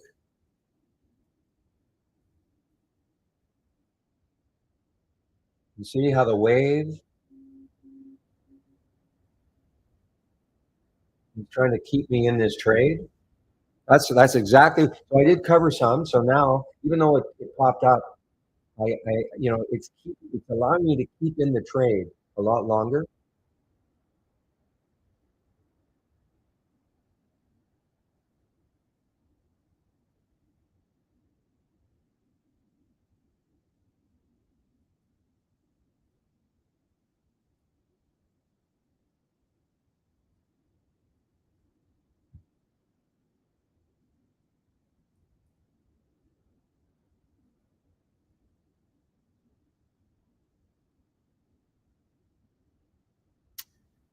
Well, this is I'm in the para now, guys. It took a while for my fill, but I'm in the para. I guess that's paramount, right?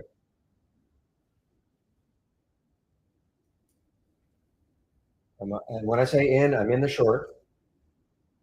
Took a while to get the fill, and I guess it's because that the uptick rule is in effect. Stock that's down more than 10%. A lot of times you will not get an instant fill, even if there are shares available. There's be some action at the some trading at the ask, and then back down to the bid.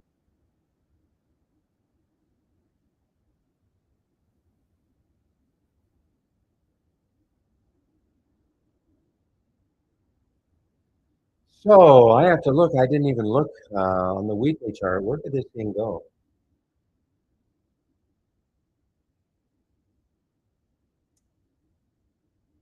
Yeah. So the next low. I mean, okay, I've got the 200-day moving average. That's far enough away. So really, on the weekly chart anyway, there's nothing holding it up. The next thing that could hold it up is okay 22. Not saying it's going to get there, of course. But that, looking at the chart, it still has room to move down if it wants to on the weekly chart. Put a little price alert down here. See if I can induce it downwards.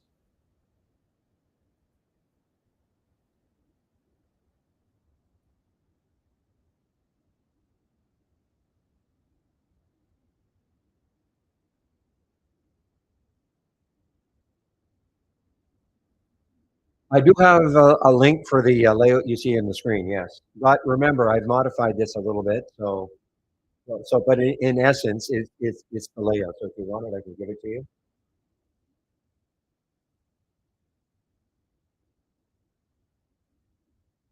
But remember, I'm not really paying that much attention to this. Now I will start. When we get out of earnings season in a big way, I'll start paying more attention to these low floaters and all. But right now, I want to concentrate on the ones that are a little. I don't want to say easier. Now, oh, I know I shouted. I'm sorry. Before and anybody who wants my layout, okay, make sure you save your layout to the cloud first because you cannot have my layout up and running and yours. Your layout will disappear. Okay, so make sure you save your layout to the cloud first before you load my layout.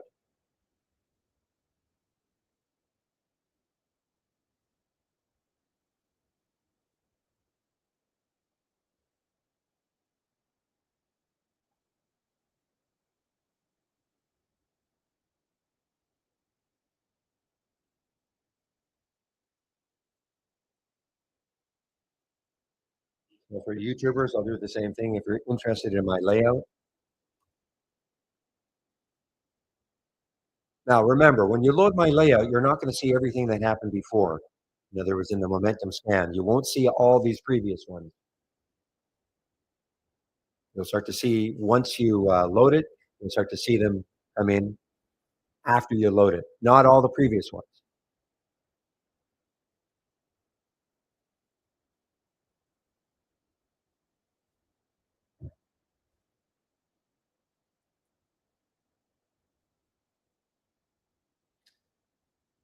So this actually turned out to be a pretty good one from our AI guys, the AMSC. I was thinking about taking it, but I didn't. But pretty good one from our AI.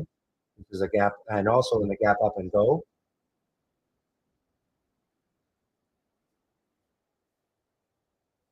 Right now, that's an 8% move from the alert from our AI.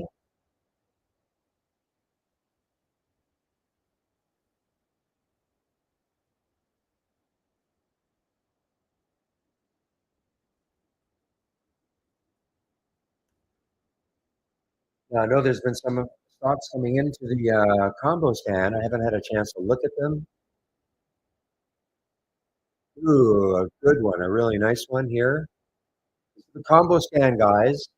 So you can see APLS. The alert was at 1019, 2269. This is the don't repeat version. So that's why I can go back and I see, okay, what did it do from there? Is it any good? Sometimes, when if I, miss something, I can click on it and it may not have moved much. Give me still an opportunity to potentially take the trade. Let's see what happened on the short GH, 41.21. So as you see right now, it hasn't moved. So this gives me an opportunity maybe later on in the day. So I'll put a price alert down there and see if it takes it out later on. Anything in brown is a potential short. Anything in powder blue is a potential long. But of course, you can also play these for bounces. Use it like a watch list. For instance, GH, maybe, well, and I could maybe setting up for a bounce.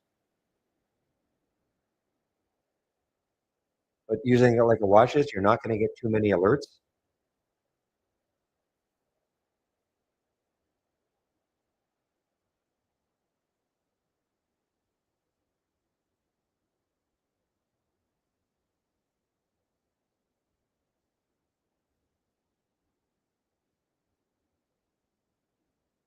So I'm in the two trades still, guys. The ALKT. Look at the GH now. See, I just put the alert there. I don't think I'm going to take it. I don't want to be in three at the same time. Just get float in this one.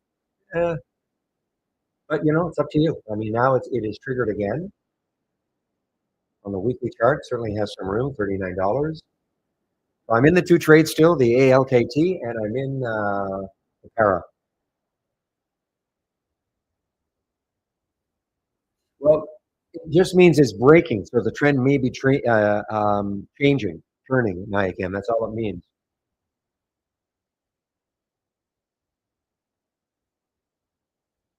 So the way if I'm in this trade, or for instance, what if I were look, and it's just a guide. I wouldn't. But if I were in this trade right up here as a short, okay, way up here, and then it did something like this, I said to myself, better take some off. Okay, maybe not the entire position, but take some off and see what happens after because the color was still orange. It did not transition to blue. But this is up to you. I mean, I this is just the way I'm looking at things. It also depends on the time frame. That's on a 5 minute. Look at a 15. It never got to blue. So I would just sort of watch it, get a feel for it yourself. Also, it depends on the type of trade you're in. If you're in one of these ones, these really low floats, you can see, this is pretty good, but you can also see that, the breaks going from 217 down to $1.69. That'd be pretty hard to not to take some off. Okay, but but it was still kind of, it was still telling you you're still in an uptrend. And this turned out very nice. I think the Rascal was in this one early. But, that would have been a challenge right there to have the stock go from 217 down to 162. Okay, Jason, yeah. I just put the layout.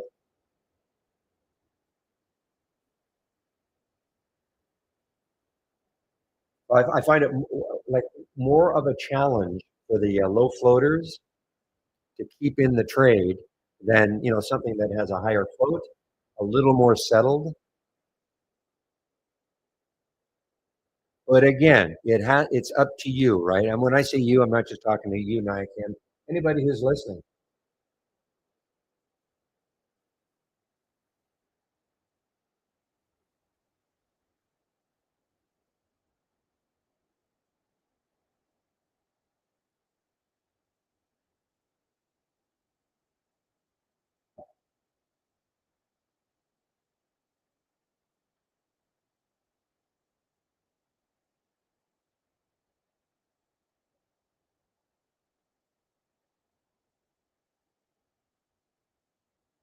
Well, it's easy. Jason from our YouTube room asked, "How do I determine if I'm going to swing it or scalp it?"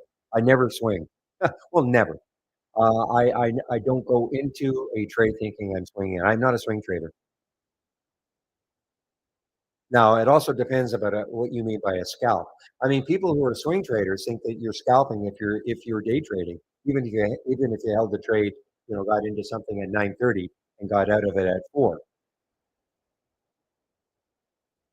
Okay, so I don't ever have to. I don't think like that. I'm not never take a trade thinking I'm going to swing it.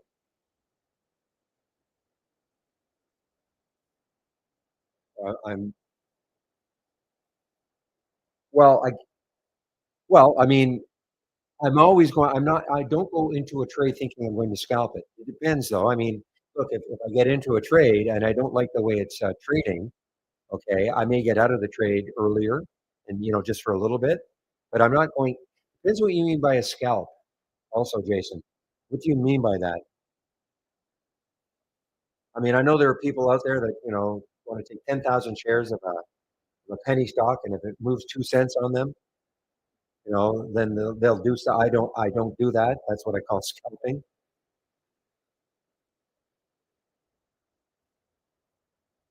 But I'll keep riding the trade as long as I feel it's working for me. I don't go into a trade thinking this is a scalp trade,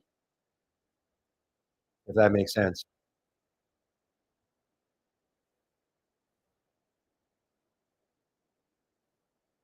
Yeah, so I don't go into a trade like that, Jason. I don't. I mean, I may get out of a trade in a minute or two because I don't like the way it's trading, but I'm not going in with the idea that that's what I'm going to do.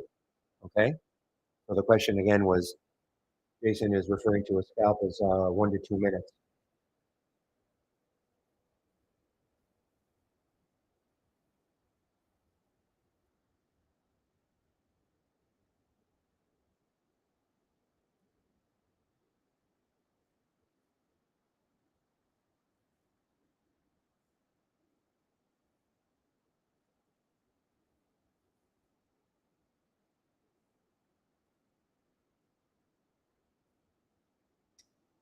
Yeah, so the SPY is yeah, so it had the pop up on. I'm gonna suggest it was because of the PMI numbers, the Chicago PMI numbers that came out at 9:45, because that's the 9:45 bar, and a little pop from there, and now back to the downtrend.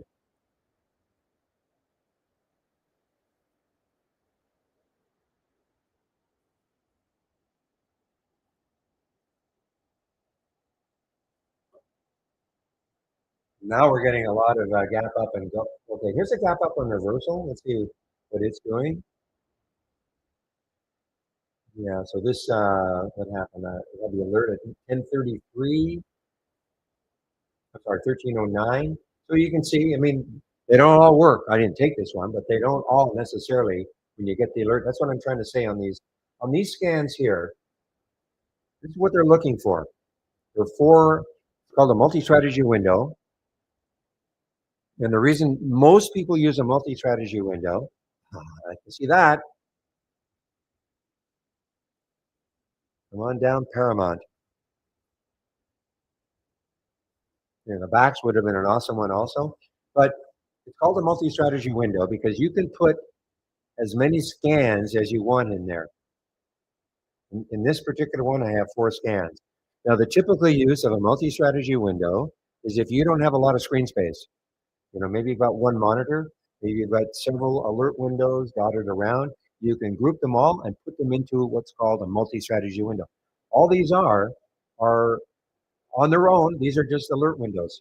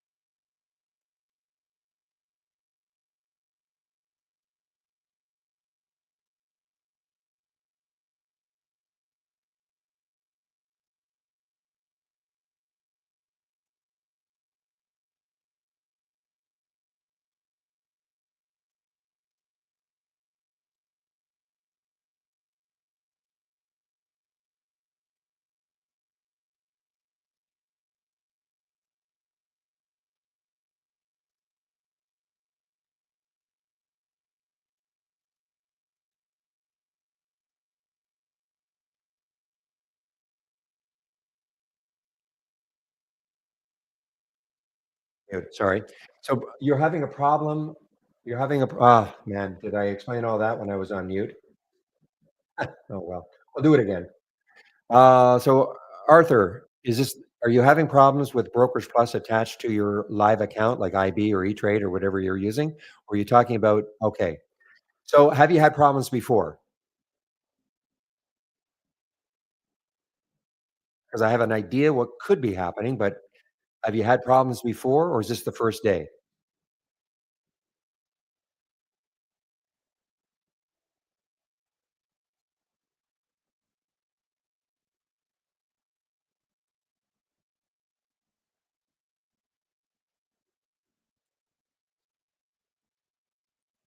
Yeah, sorry about that. I was in the middle of a sneeze, so I decided to mute myself. I just forgot to. So, Arthur, can you hear me? Is this the first day you're having problems with it, or is this the first time you have? Well, Chris is the expert on this. I was going to suggest that sometimes you understand limit orders and all of that, and the limit offset. Okay. Because that's the only thing I suggest that what you're trying, you're trying to send something, but it's outside. Maybe you put a limit offset of say 5 cents or something like that, or 10 cents, whatever that is. And it just happens that when you place the order, it was outside the limit. And so you're not going to get a fill, of course.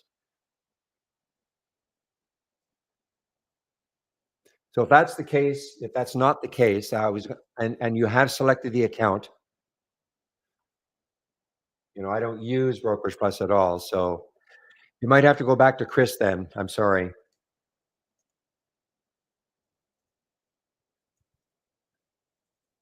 And he's probably going to want your log. So info at trade-ideas.com and just ask Chris, hey, you helped me yesterday. Give him your email and maybe you can take a look. He probably wants to see your log again.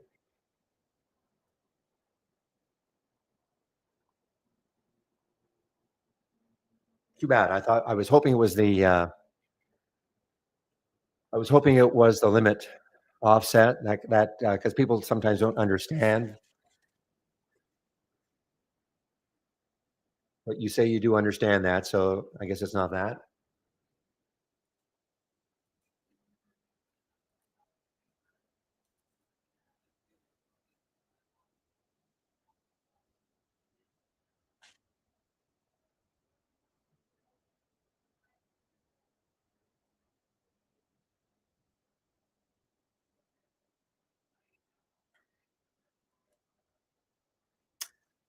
Okay, guys. Well, I've taken some of the para off. I'm trying to hold on. I've taken some off because now see this taking some off allows you to hold on also. Okay, a little bit. But the trend is still down. But I decided to take some off. Got all the way down to the 1155 mark as it started to move up. Took some off in the mid 60s, and I'm in the short is at 1181. So, but the wave is still orange. So trying to tell me you're still in a downtrend.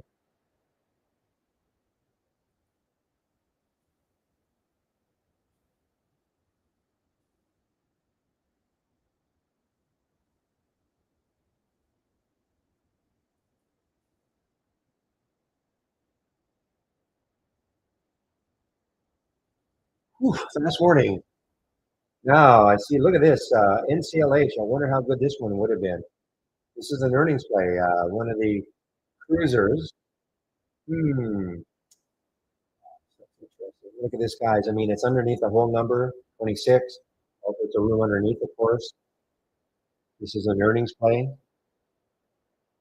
Yesterday's low was down here at 23, so a ton of room. Not saying it's going to get there, but underneath the VWAP, a lot of things going for this short, potential short for the NCLH. Market moving down, probably a little, somewhat affected by the market. So, it's trading. I mean, it's trading up the way it is because it was earnings. Take a look at RCL. That's the leader in the industry, I think. What is it doing? Is it moving down with the market? Yeah, see, it's moving down with the market. Not an earnings play. Had earnings 2 days ago. Actually, it's funny. It had earnings 2 days ago, but reaction was not good. Not like the NCLH. And then how's CCL doing?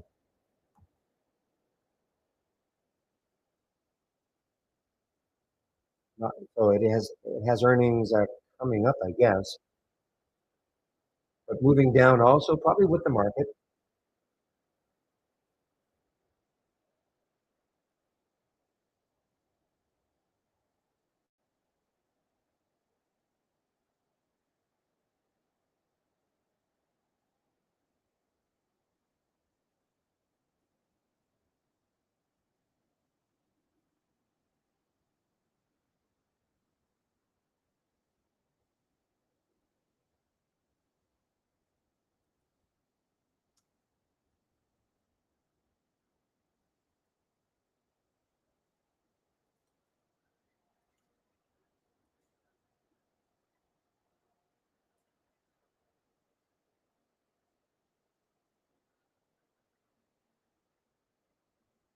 Boy, I'm interested in this one, guys. The NCLH. Just give me a moment. You can see it get into the 80s, like the high 80s or something. Clear that whole number,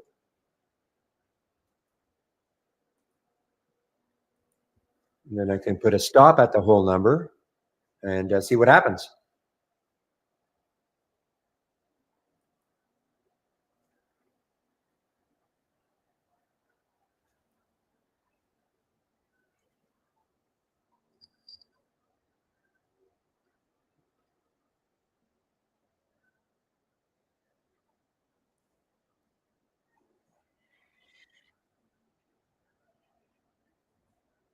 The actual alert was at 25.90. Okay, the actual alert was at 25.90. So you can see it's just sort of hanging around that area.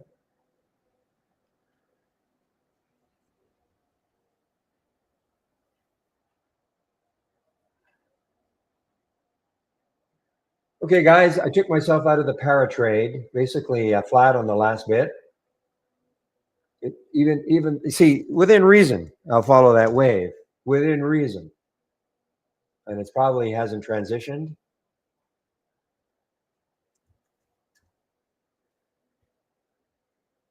Yeah. So even though it is still orange, within reason, I'm not going to. I mean, when it got up to where I shorted it, I'm not going to just blindly follow this. This is it's a bit of a guide. That's it. So I did okay on it. The first half got out, or first bid I got out at the 1165 from the 1181.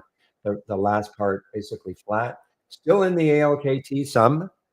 See if it has another leg down.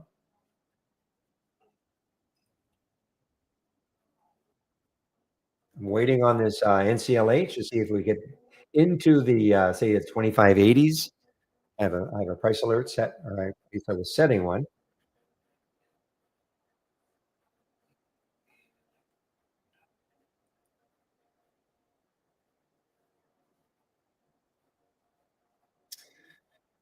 Yeah, the market's still up. The market is SPY's up, the Dow's just down a little, the Qs are up a little. So we're not, even though we've had the trend has been basically, other than that little blip up, it's been basically down. Time is this since about 9 o'clock. But that was a big blip up.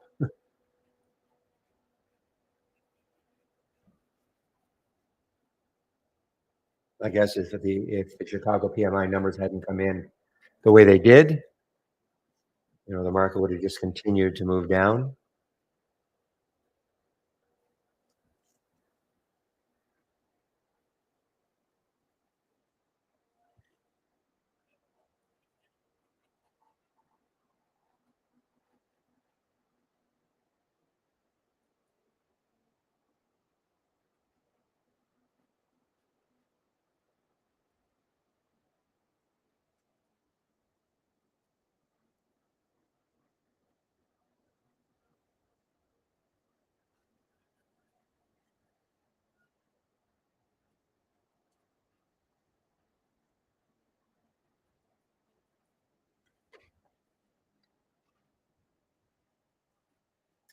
All right, guys. Oh, it wasn't unmuted. It just wasn't talking.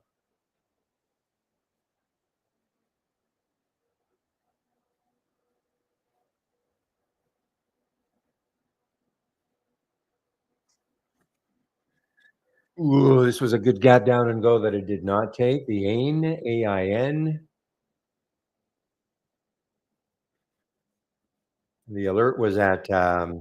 It was. I'm saying there's so much happening, but the alert was at 10. Sorry, 55.23. So we're at 53.17 now. It's over a $2 move. I'm afraid to look at Trox. Well, Trox is a cheap one.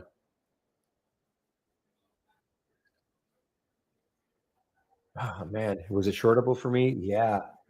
So I'm gonna have to start, especially when the market's doing this, start looking at, like, these are too extended now for me, but say tomorrow, depending on what the market does. But look, here's the Trox alert at 374. We're down to 323 now.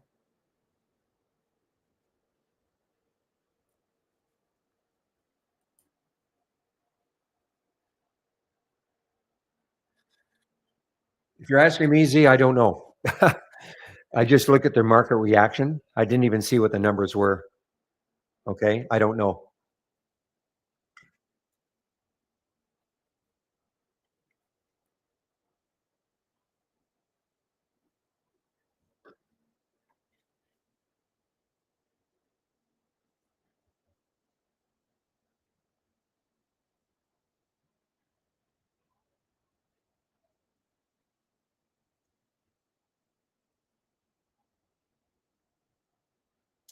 Well, that's why we wait, or I waited anyway on the NCLH. It actually popped off the trigger price.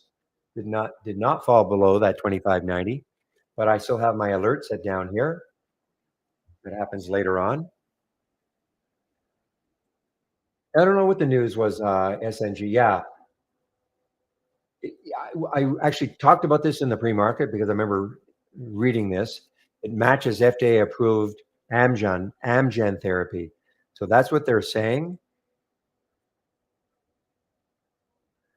showing comparable efficacy to Amgen's FDA approved. So what they're trying to insinuate is that their drug will be as good as theirs and maybe someday get FDA approval. That's what they're insinuating, I guess.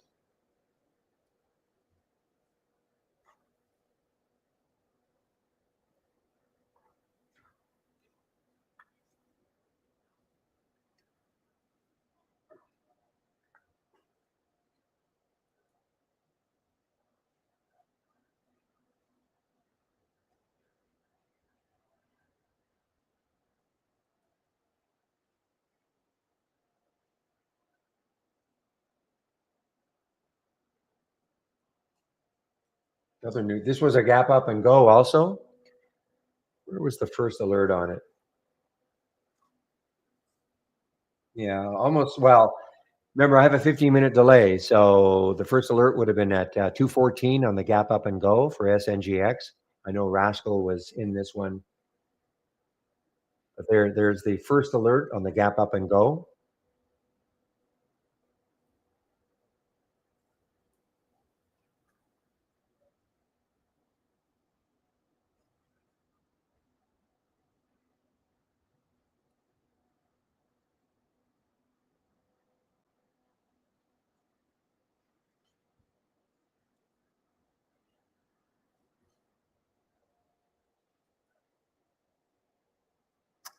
I don't know where the first alert was. This is another earnings play, probably. Yeah, international paper IP through the 200-day moving average. I feel like obviously I've missed this one. This is a gap down and go.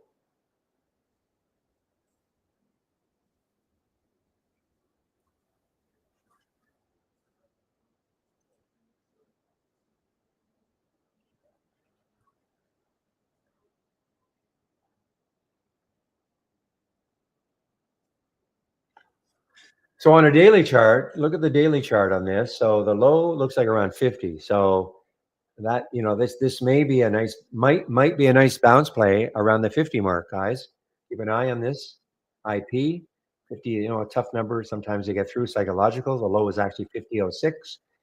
And now, if it did take it out, there's even a low there around 49.82, pretty close. So 50 could be a bounce area for IP.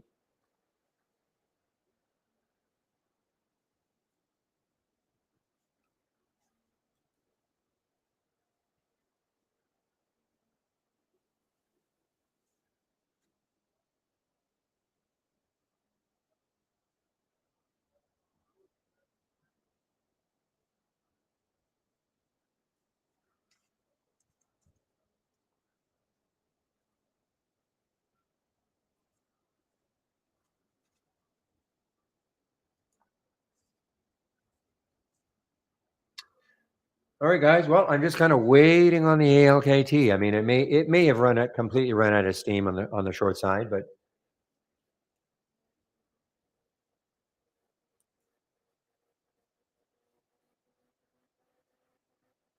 man, this is another great gap down and go.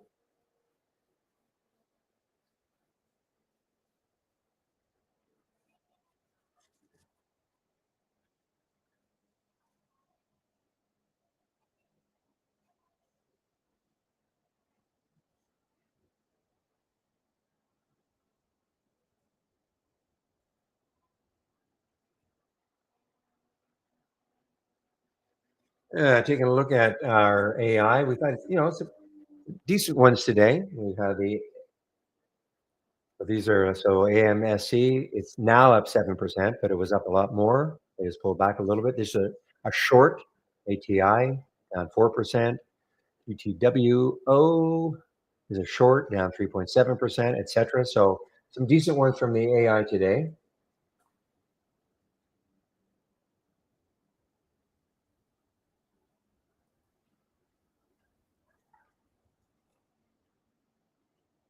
Boy, IP getting close, guys. At 50, will it hold? Will 50 hold it?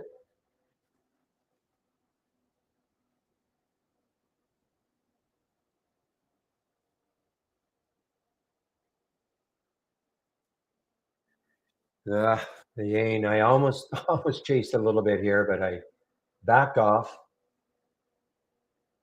Where could this one go? Where could there be a bounce area? Wow. Well, it's on a lifetime low, but let's have to go back a few years to see where the lifetime low is, or where the next low is. So what are we at now? 52.78. There's a low there of 51.47, and that was back in November, not quite 5 years ago. So do we really think that's going to hold it?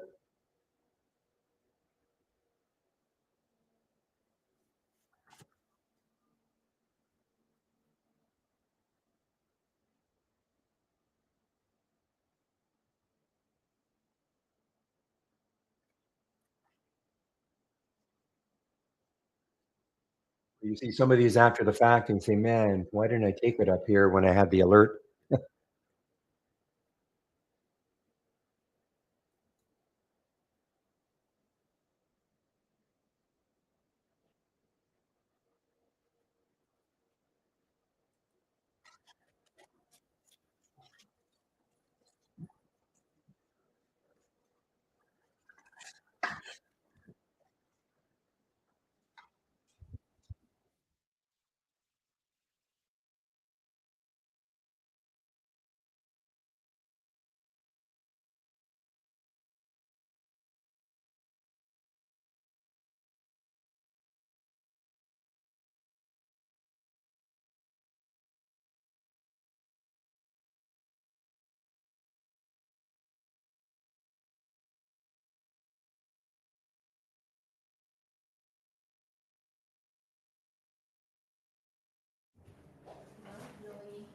Okay, guys, I'm back.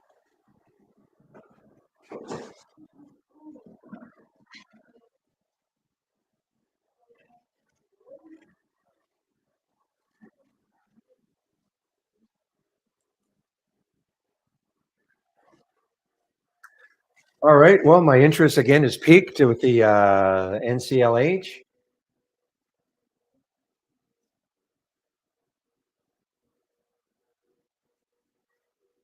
but it's still hanging the trigger was 25.90, so it's still hanging there.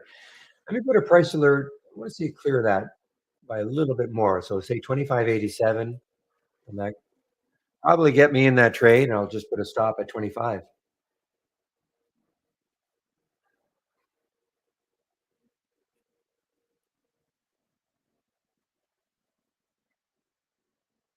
Reversal. This is a reversal, guys. This is our gap down and reverse. So this one, it's not an earning, excuse me, it is not an earnings play. China stock. So because it's not an earnings play, I want to see if it's trading with the China market. So I'm going to get KWeb up and see if it's trading kind of with the China market. And you can see it is. See how KWeb is moving higher? So MNSO, it's probably just moving with the China market, overall China market, because it doesn't have earnings. Still down 4%, but there might have been a reason though for this one to have popped all the way down here, but it seems to be now moving with the China market.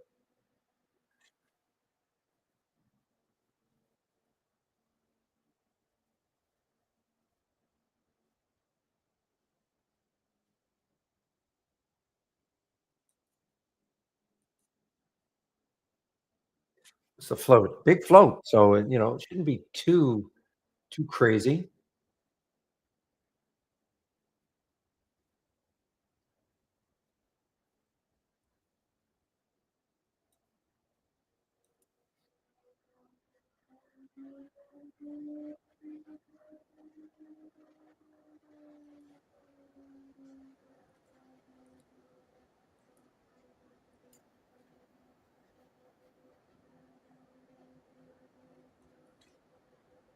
All right, guys, very close to taking the NCLH. Very close. I mean, it's at 25.89 right now. That's the bid.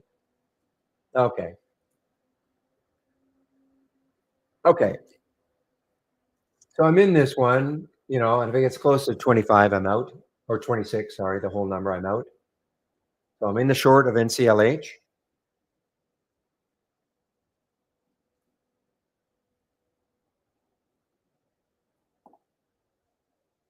Now, my feeling still though is that I want to watch these very closely because I mean it's up still. It's up, sizably for the day, 10%.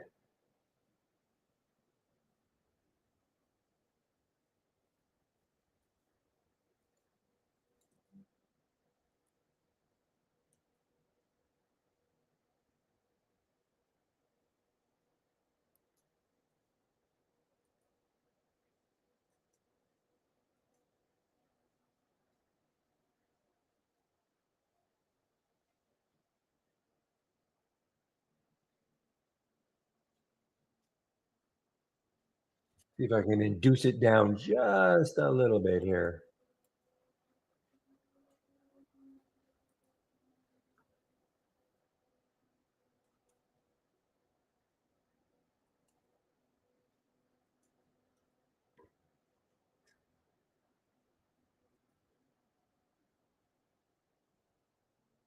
So, Jason, to answer your question again in our YouTube room, so I'm not anticipating just because it's still up for the day. Okay, I'm not anticipating like a massive move because it's still up for the day. Now, I may be completely wrong. I may just completely capitulate.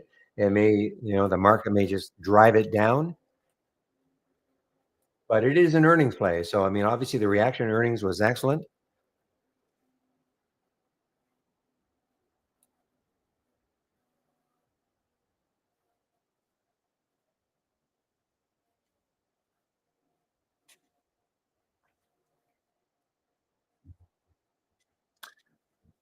All right, guys. So it is 11:17. So I will be taking a break in about 45 minutes at noon. Pretty sure it's Steve Gomez who will go into our YouTube room. I'll hand off the YouTube link or stream to Steve, and he'll be there from 12 to 1 as I take my break.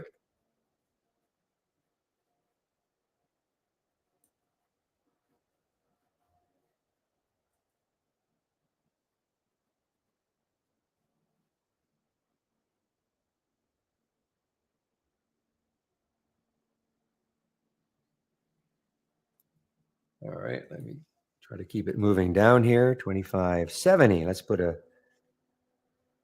price alert down here.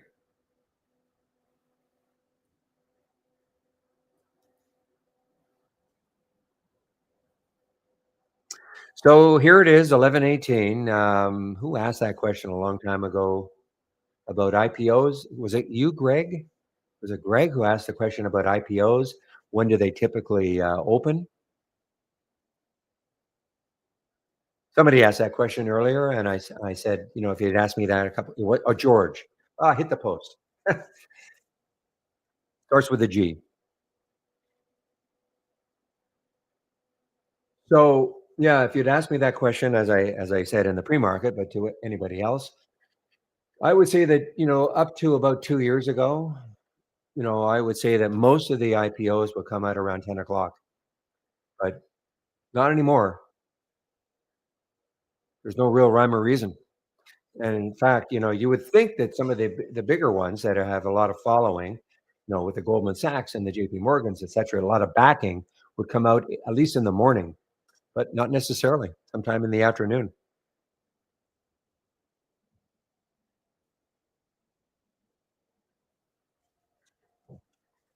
And this is a sort of an Adobe competitor. Is that how we could kind of pigeonhole it? And we're talking about the Fig.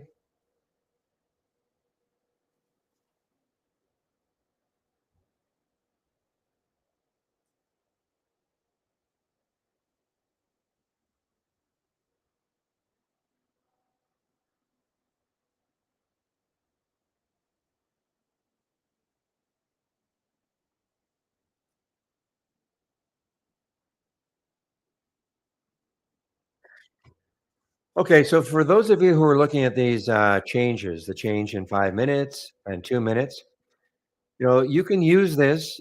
You can use this in order to maybe play some kind of a pullback to a level that you like. When you see a negative number, I don't see any negative numbers in either of them, but when you see a negative number, that means it is on that time frame. It is pulling back. So if maybe it's pulling back into the VWAP, maybe it's pulling back into an moving average that you like.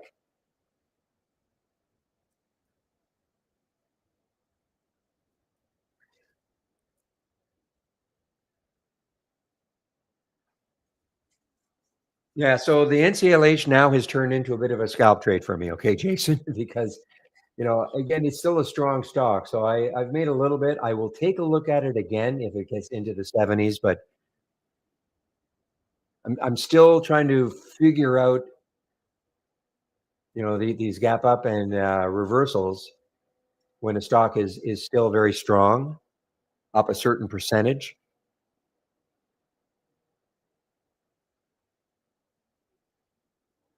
Now it's starting to move down again, but I did, made a few pennies on it.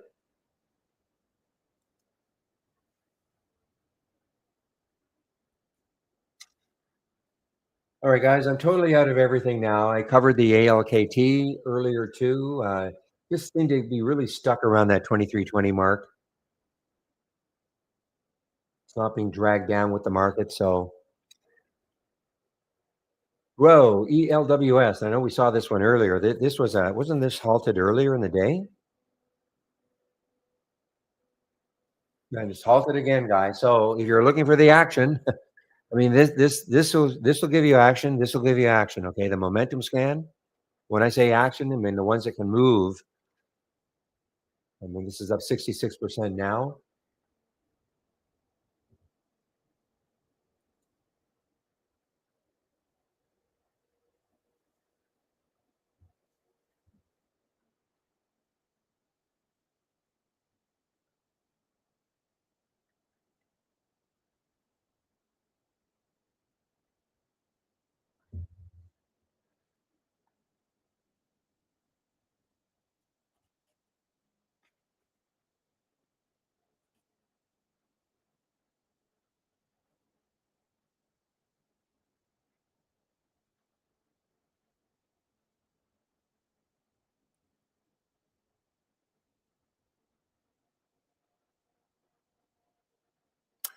This is now underneath the whole number.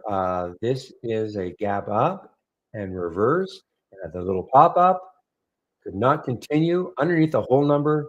The next low looking left is way down here. Not suggesting it's going to do that, but I may have to take this short. Let's see. I want to see how well it holds underneath.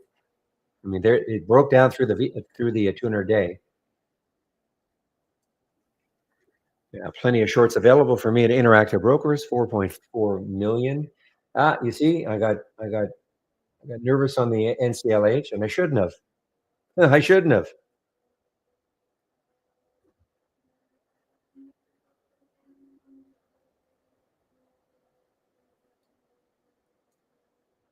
Ah, that was really moving.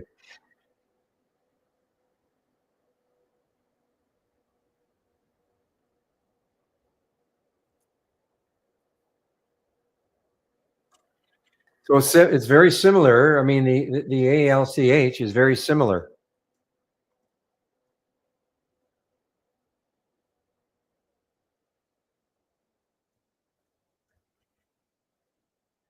It's very similar to the NCLH, not the same sector, of course, but earnings play now starting to move down.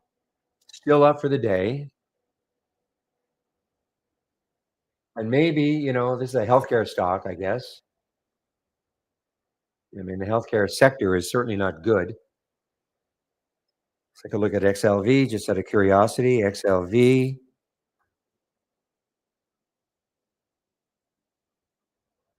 yeah. So the healthcare sector continues to not perform way underneath the 200-day moving average.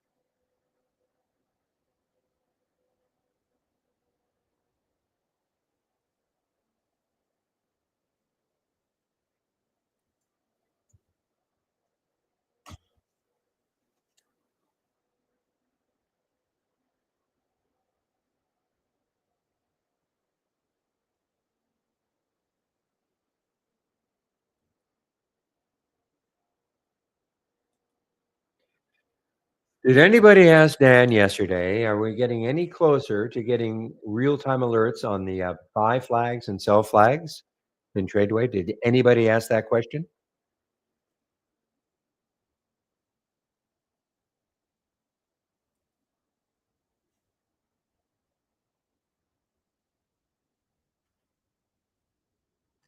Because that's kind of the next, maybe the next step.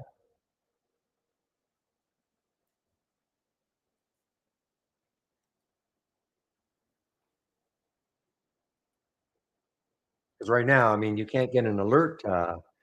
When a buy flag appears or a sell flag appears, you cannot get an alert for it.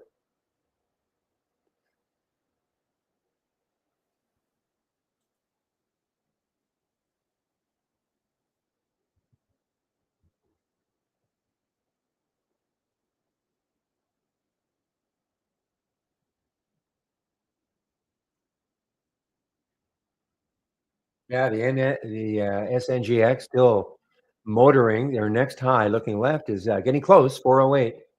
Great one by I think Rascal early, or maybe it was Shady. I can't remember. Shoot, I should not have got out of the NCLH.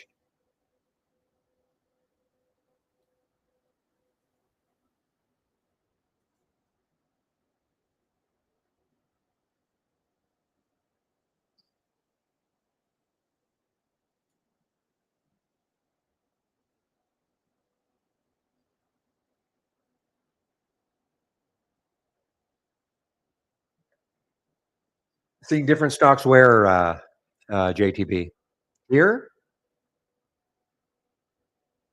Well, yeah, but which scan? All of them. Remember now, you will not see all the previous ones. Okay, you should see the latest one in the momentum scan. But remember, I'm only seeing this. I'm only seeing it every 5 minutes. So, for instance, SNGX had a new high at 11:14. Since then, the next it took until 11:25. Well, this is just on the sort. Okay, you can sort on. I'm sorting on the change 2 minutes. The change of 5 minutes. So it depends on what it's sorting on, I guess. Should be on the 5. and 2 here. But also, it depends when you load it. When you load it, okay? Because this is a sort of a rolling 5 minutes. You should start to see the same ones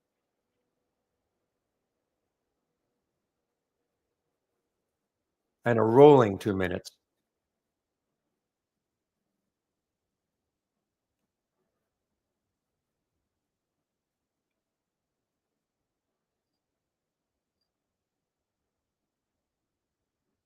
So for instance, what are you seeing on the change in 5 minutes?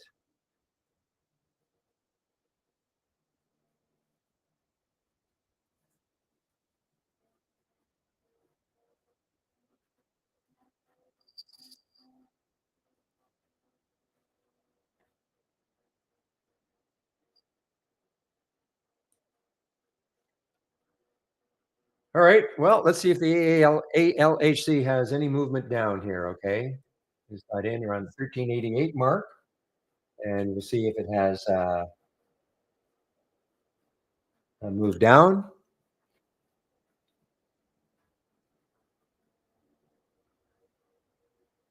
So I'm not sure why. I mean, I'd have to load it from my. I don't think I made any changes to it.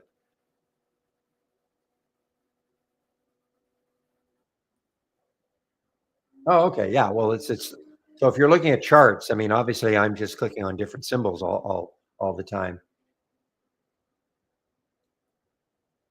But this should be very similar.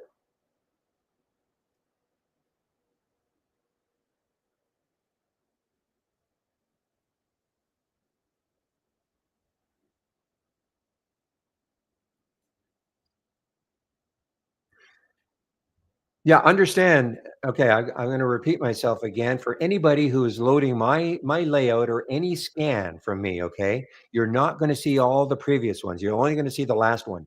Okay, you're only going to see the last one. You're not going to see everything that happened. Remember, this is all happening at 9:30. So at whatever time you load, right now it's 11:30 Eastern time. You're not going to see all of the previous alerts, all of the previous alerts, and the house resumes. Okay, but tomorrow, if you save my layout and tomorrow when you load my layout, if you load my layout or just take individual scans and you have it up and running, let's say at 9:30, it'll look the same as whatever I've got. Okay, make sense, JTB?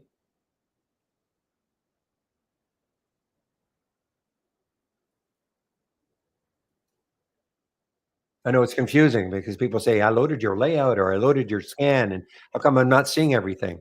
Well, you're only going to see the ones at the time. Have you probably see the last one, regardless of what the time was?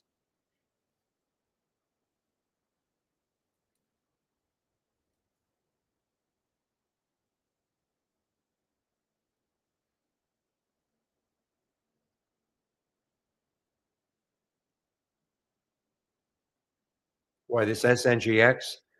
I'm jealous a little bit, but I'm not. But I'm again, as I said all week, I'm going to concentrate just on my gap continuation scan.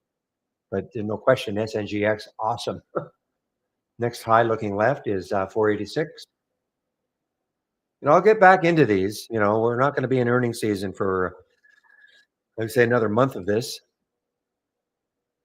And what will happen is, I think I'll still keep this scan, but we'll have very, very few.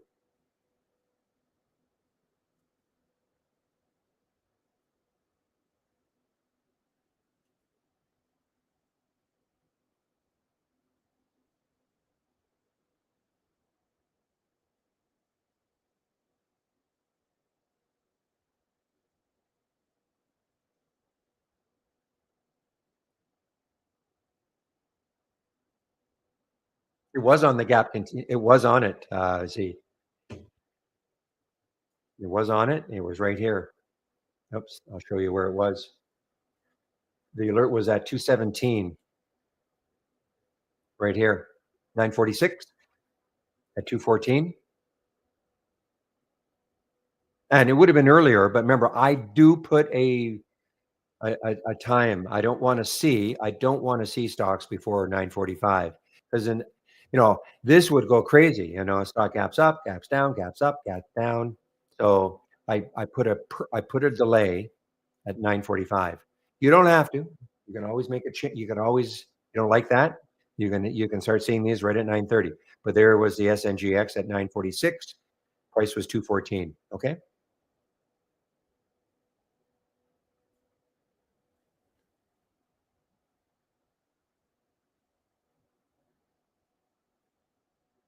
Ooh, Sasha in our YouTube room. Are I don't know if this is okay. Are you using the free version? You can't filter stocks in the free version, but there is. So hopefully you can understand. Yeah, there's another version. What you're, if you're, you can see my screen. This is a downloadable application. If you have a PC, definitely use the downloadable application, assuming that you are a subscriber to Trade Ideas. Okay, basic plan is fine. Basic plan is fine. Okay, but you are a subscriber to Trade Ideas with the basic plan. Talking to Sasha in our YouTube room.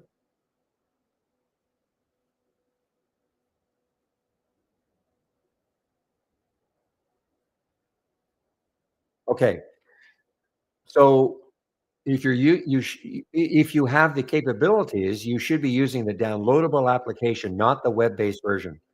The web-based version is not being supported anymore. I know it's there, but it's not being supported anymore. So if you have a PC, definitely download what, like, this is the downloadable application. Okay, much better, easier to use. Now, if you're using the web-based version because you have a Mac, then then you're going to be limited.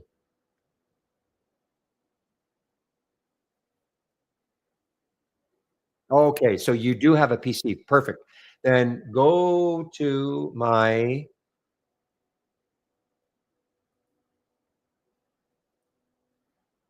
hope it's on my homepage somewhere. Just give me a moment. Oh, there's no comparison between the web-based version and the downloadable app. No comparison anymore. I mean, and we're not supporting the web-based version.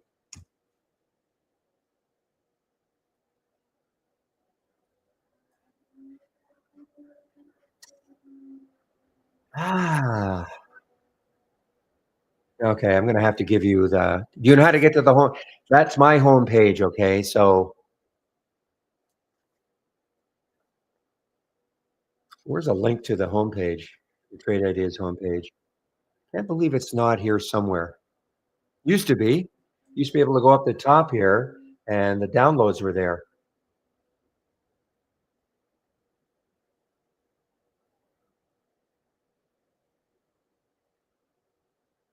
I don't know why they took them away. Maybe you have to go to the getting started.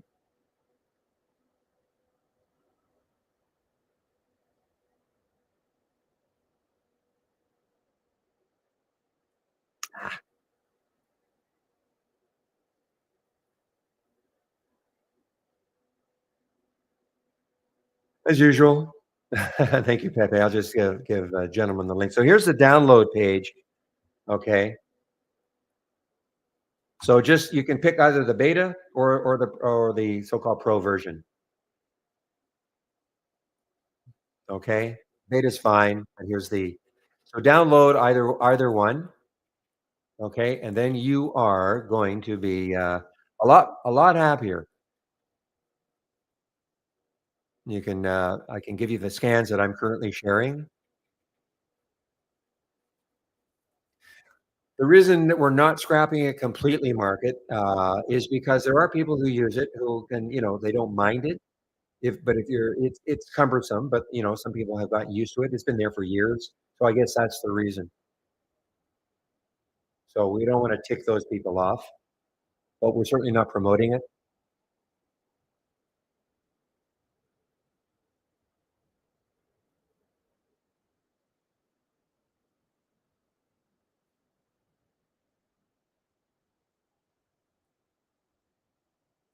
It's like We have a lot of filters that I think we should just and real time alerts that we should just get rid of.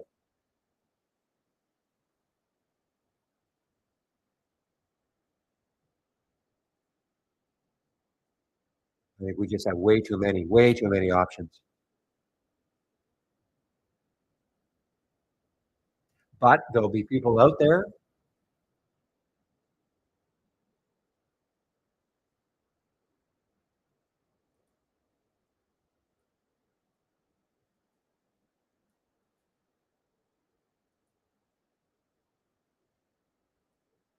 So there'd be people out there that might go, offer stepping down. I love that one. That's the one. That's what I need to trade. I don't know anybody. I've never had that question. I don't even know what it means. In fact, I could click on it, of course, and find out. But there's so many of these things that I bet hardly anybody uses them. They take up space. They take up. I think we should just get rid of 75% of them. But if you were a person who was using one of those, you'd be ticked off. Okay, SI. So SI just opened, guys, and is it? No, you can see right off the bat. So it was priced. The IPO was priced at, well, 15. I had 19 to 21, but so they must have dropped this. So it was priced at 15.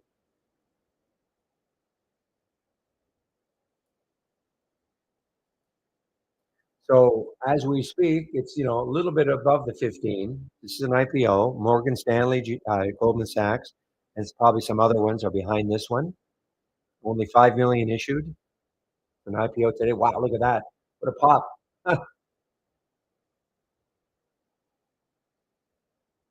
What a pop! Oh, yeah. I'd be stopping my subscription, Pepe.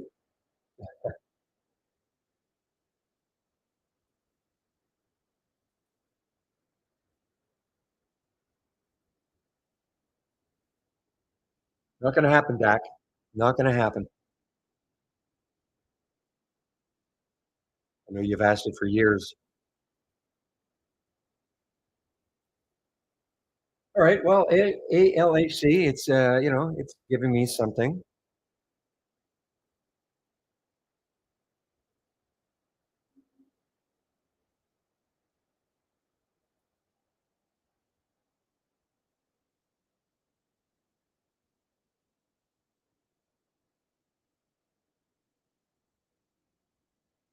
So I don't have it on don't repeat. Okay. I have it on well, depend what time frame did you use? I have it on don't repeat for 5 minutes.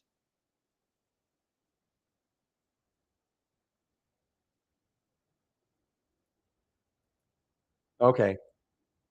Well, this is what it should look like.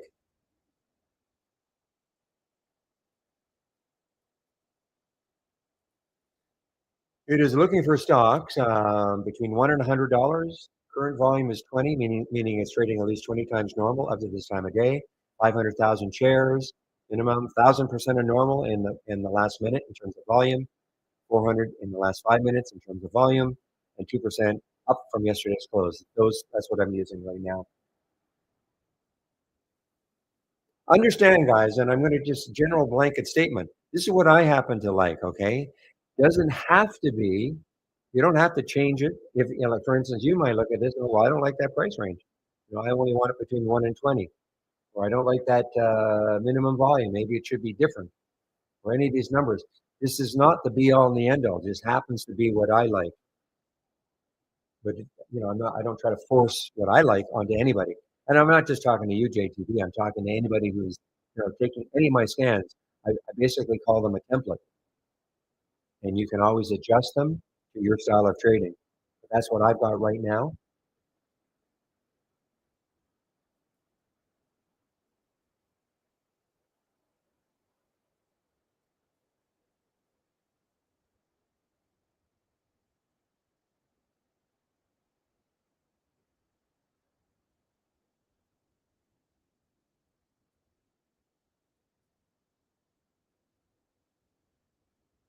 Well, yeah, you've got to give it time. You've got to give it time. I mean, remember, it's only going to trigger every five.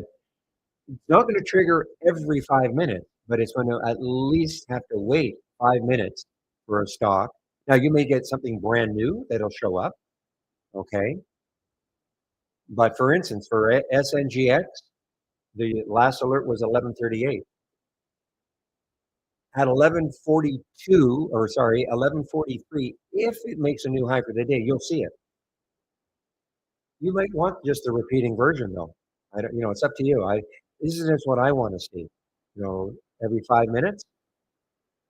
If you take that out, you'll see it, for instance, an SGNX. What is it right now? 520.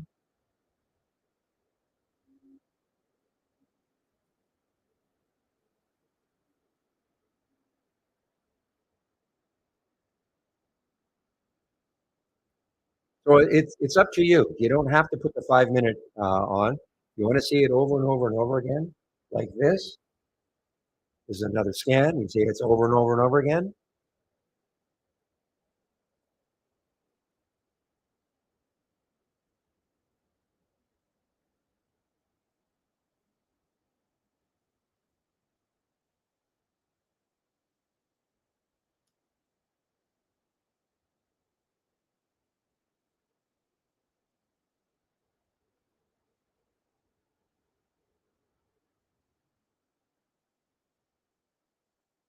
Boy, did I ever get out of that NCLH way, way too early.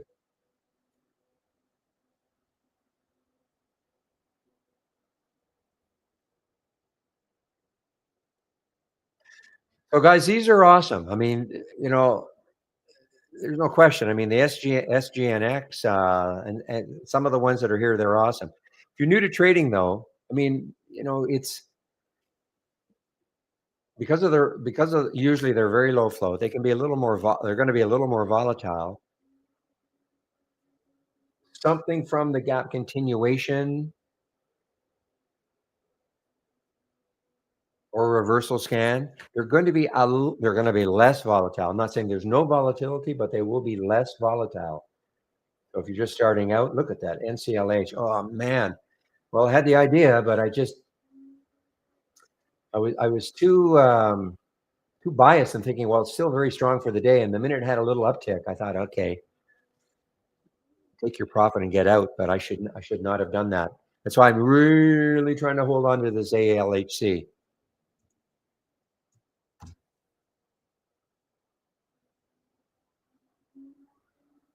I mean, you see, I mean, there was a little uptick there. That's not where I got into it, though. I got into it underneath 14. I waited for that 14 break, and let's see. I mean, see how much further it can go down. I mean, I'm not saying it's going to get down to here, but that is the next low, 12. That was yesterday's low. But there's yesterday's close. That could be a stall too. Wow, 11:46.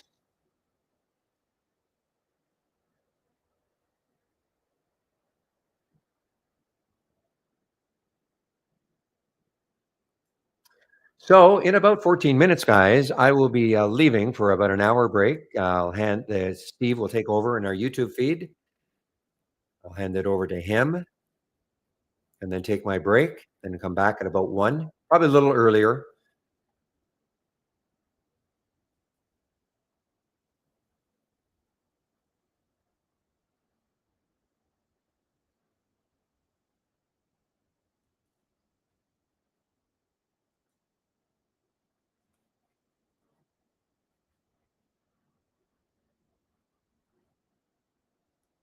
Look at these two guys. I mean, the NCLH and the ALHC. I mean, these are really good. Great. I had a pretty tight stop on that. Got about 10-cent stop on the ALHC.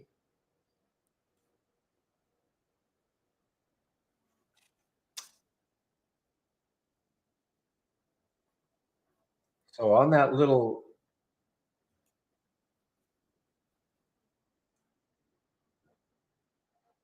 give me a moment, guys.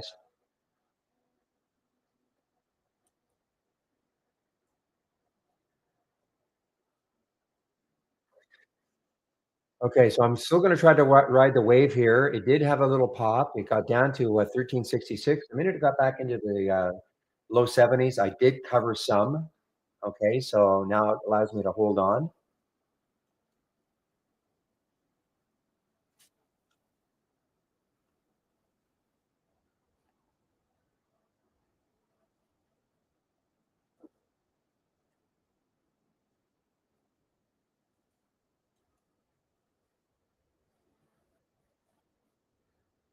I have to see if this trend just continues, though. Just a momentary little blip up.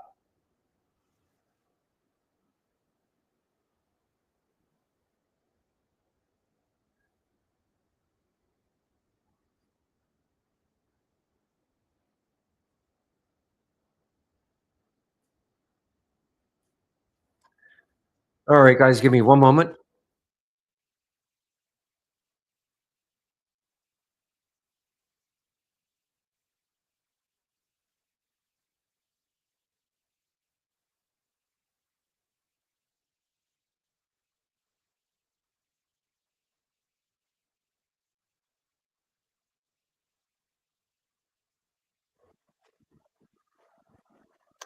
Okay, I just want to confirm that it'll be Steve starting a YouTube stream.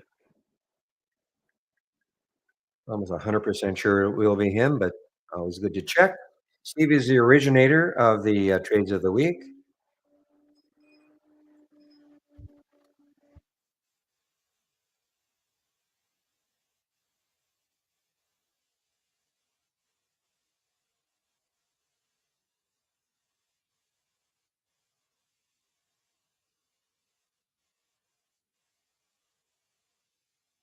Oh, here's one that's popping in here, guys. The NATL. This is a gap up and go. Gap up and go. So you can see what happened here. Kind of rested. Probably it's not an earnings play. It's not an earnings play. However, why would I not take this trade? Look at the red line on my daily chart. 3140 is the next high looking left. Consequently, I will not take that trade right now anyway, because that could stall it.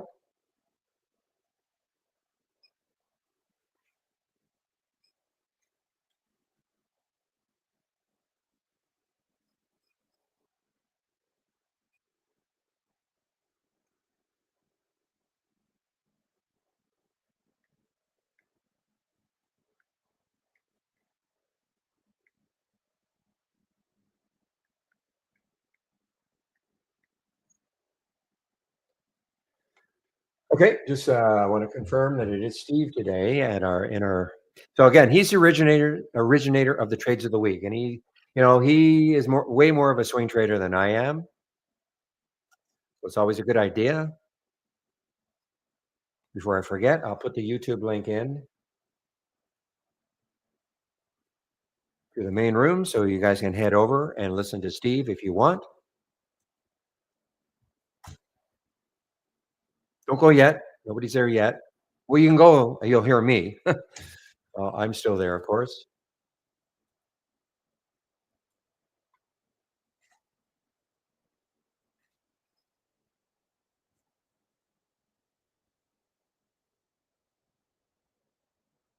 So you should have seen VRME as an example. JTB, you should have seen VRME show up.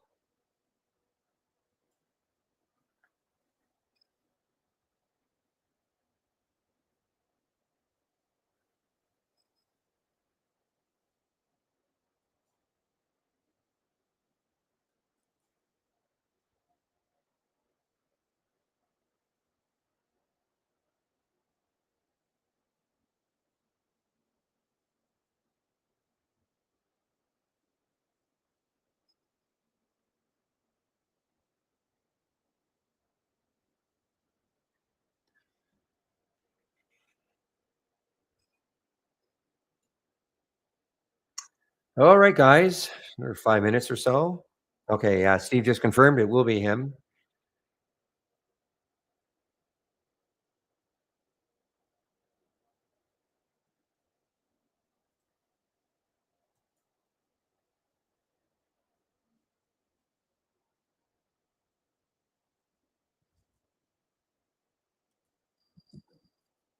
So here's the pull. Now, this is what I'm saying. Okay, here's the pullback. Now, obviously for SNGX.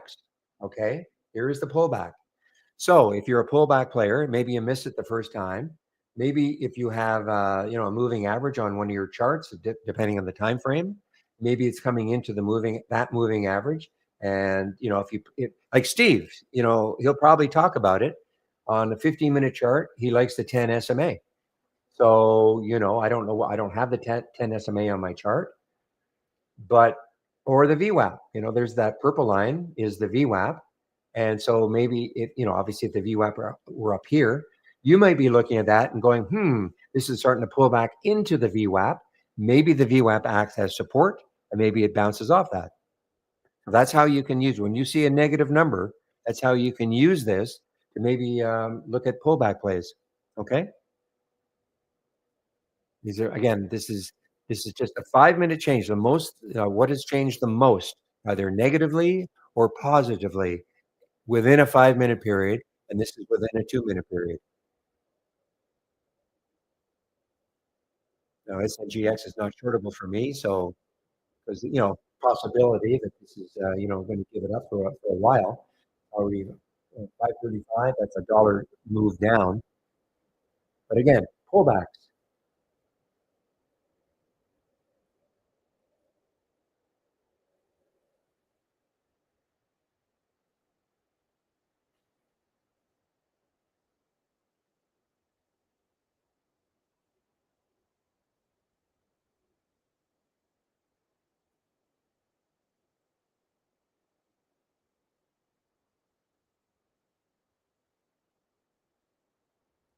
All right, ALHC made another little leg down. I'm just waiting. Now I'm going to be taking my break, so I will be. I'll be doing a workout routine, but it's in front of my computer, so it's possible that I can keep in this trade for a little bit longer anyway.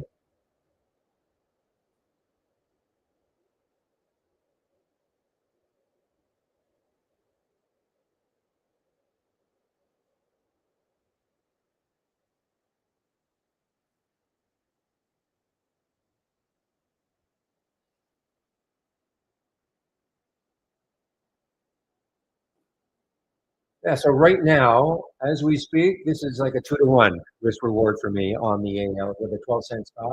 Approximately, it was really more like a 10-cent stop. So it's a little more than I'm in at 1388. It's at 1363 right now. So from 1388 down to here, it's 24 cents. So it's a little over a 1 for 2 risk reward, risking 10 cents.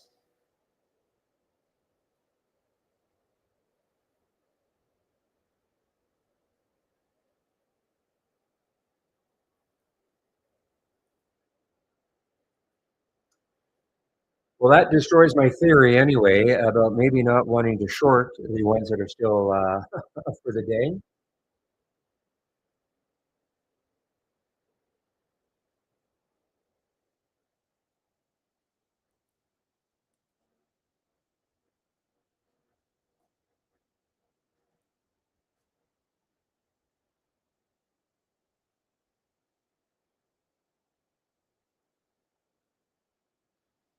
So is anybody taking any of these just out of curiosity? I'm not going to be upset, but I'm just curious to know if anybody is kind of following what I'm doing on these continuation or reversals, picking the ones.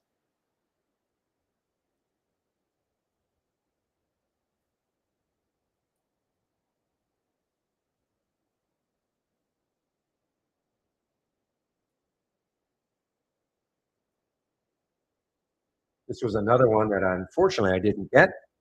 Can't get them all, but look at the IP. I mean, how good is that?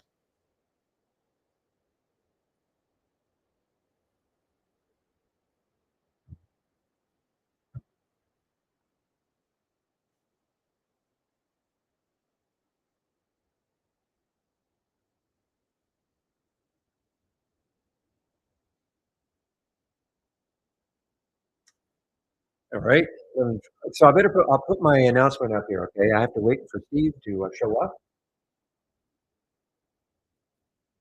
in our YouTube room before I can go, so I'll just wait on that. But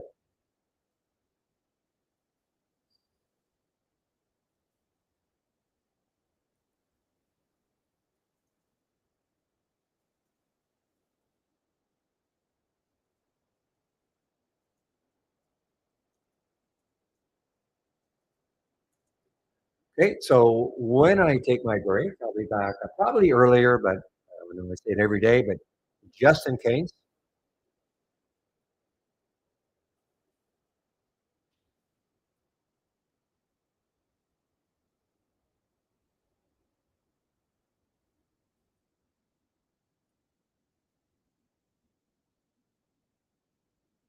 Okay, there's Snowman in her YouTube room, liking the gap down.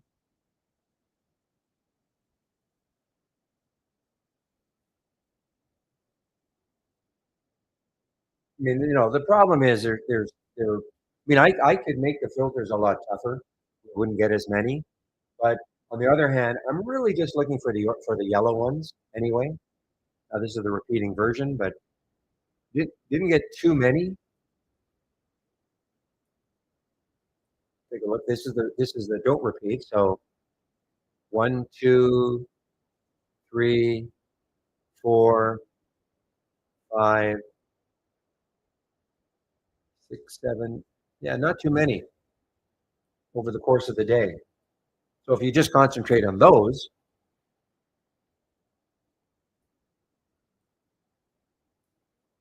not that the other ones. I mean, the problem with the other there's just so many of the other ones that you can get a little overwhelmed. So if you didn't want to see anything, again, I know I'm repeating myself, but if you just wanted to see the gap, the gap down, so the gap up and reverse. So this is the two. That's the yellow. That's the orange color, the yellow color. Okay, then you would just uncheck everything else. You can just check the ones you really want to pay attention to.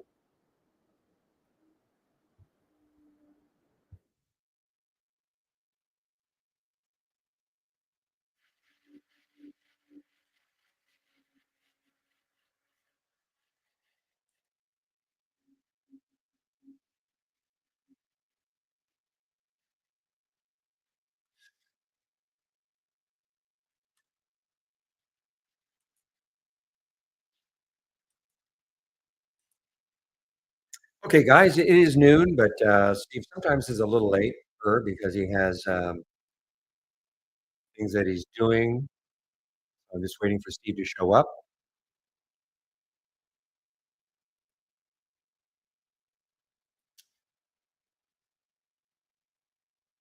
So there's the pullback continues, not as much now for the SNGX, or maybe yeah. So remember the first pullback was around 14%, so it's still pulling back.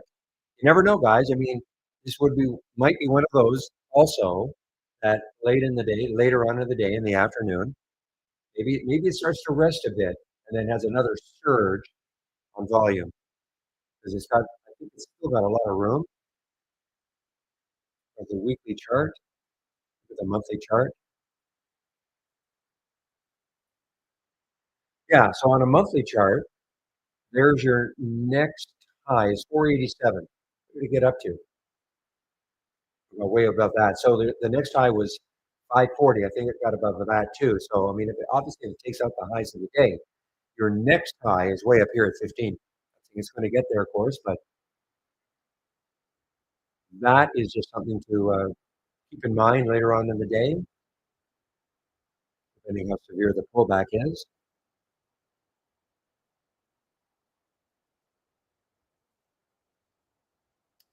I don't know if Steve has showed up yet. I don't hear him.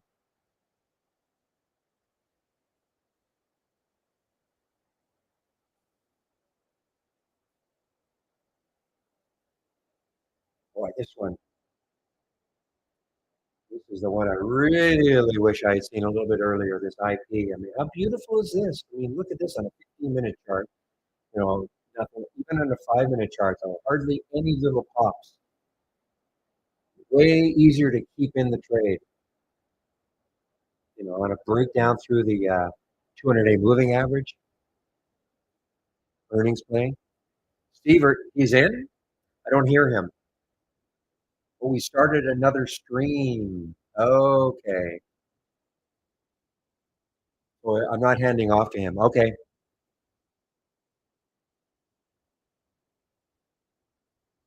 Okay, guys. So I'll take off now. Steve, so I'll just have to. I'm muting myself now in the myself in the YouTube room.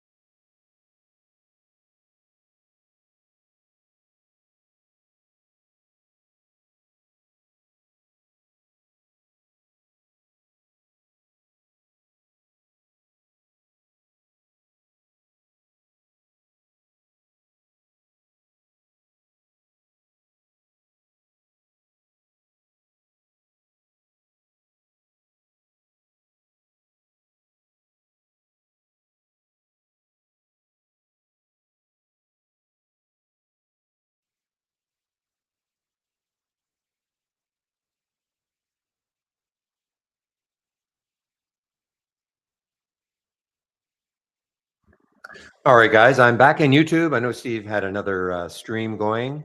Give me a moment here. Okay, guys, I am back in both. You guys can hear me on YouTube, I'm sure. Yeah, Steve's done. Yeah, he started a new stream. So tomorrow he'll do it the right way, get into the same stream. Anyway, I'm back in both now.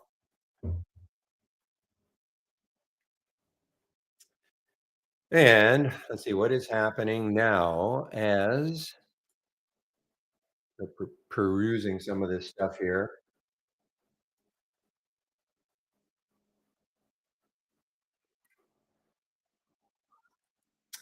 All right, so RSI now is a gap up and go right now. Okay, so it had to take out the high. Let's see if it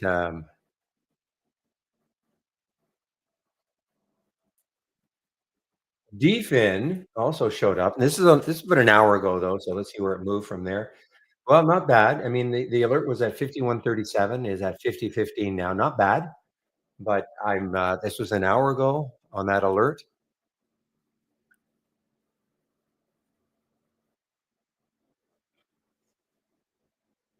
So a fig open, I'm assuming.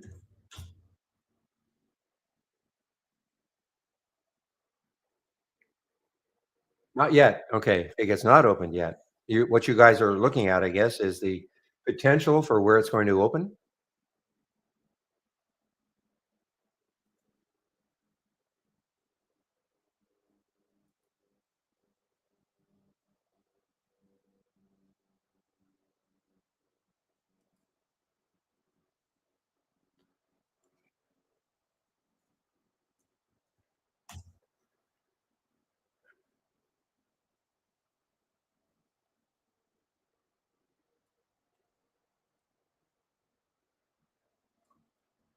Hmm.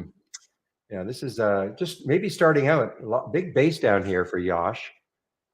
Not an earnings play, just got hammered down for some reason. I think it was this is a split, some kind of a split for the record holders as of 07/28. Well, this was okay, but this is yesterday's announcement. Yesterday's announcement.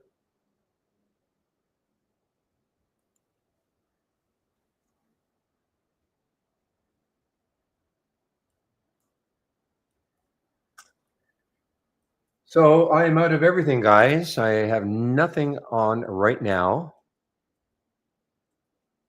Looking for something. I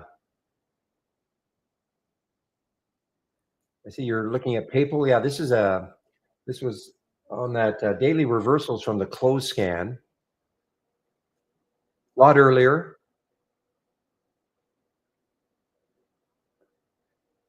That's how I happened to see it earlier, anyway.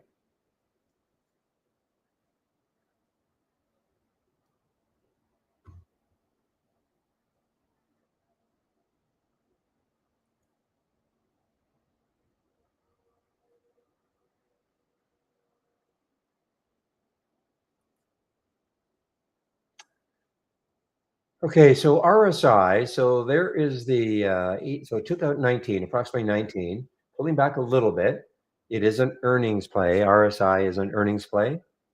The trigger was 1877. I was on vacation. I was on break by then. So yeah, you can see. Nice though, look at the consolidation on the 5-minute chart.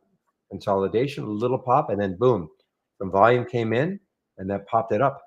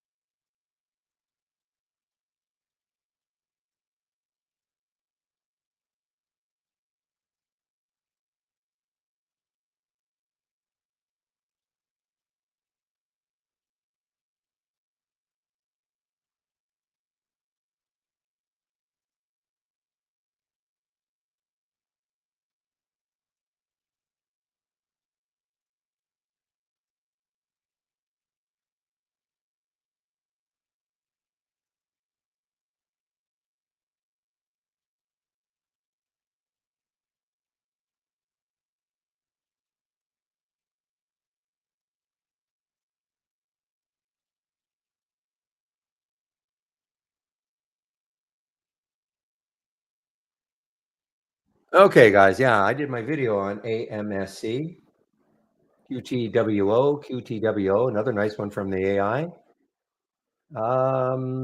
This probably would have shown up.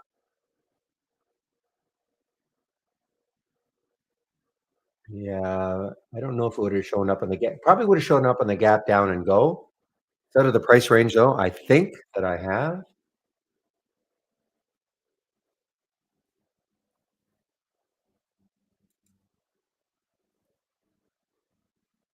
Yeah, I have a price range. I should probably even up that. I mean, 50 cents, that's crazy. But up to $60. That's my range.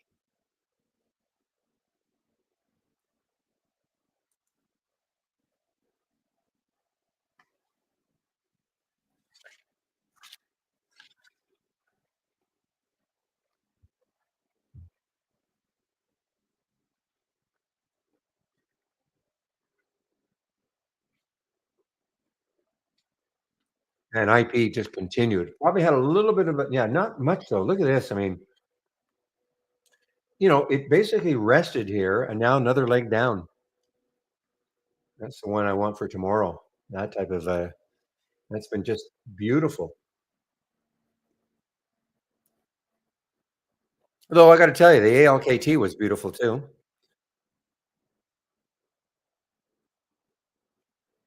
Look at it on a 15-minute chart after this is probably when the signal came in.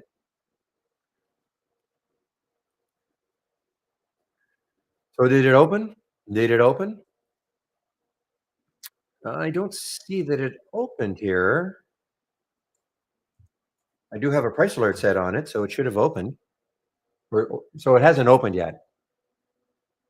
Don't get this is previous Fortress. Top trading is Fig, May the 23rd. So and these guys took over the symbol. Not the same company, obviously, but so it hasn't opened yet. I should know because it'll show up on my. Actually, it won't show. It may show up. This is the sometimes an IPO will show up as a resume. I would say 90% of the time. But of course, I have my price alert set. And so when it starts trading, if it starts trading, I mean, look how late it is 1 o'clock. It's never, ever used to happen.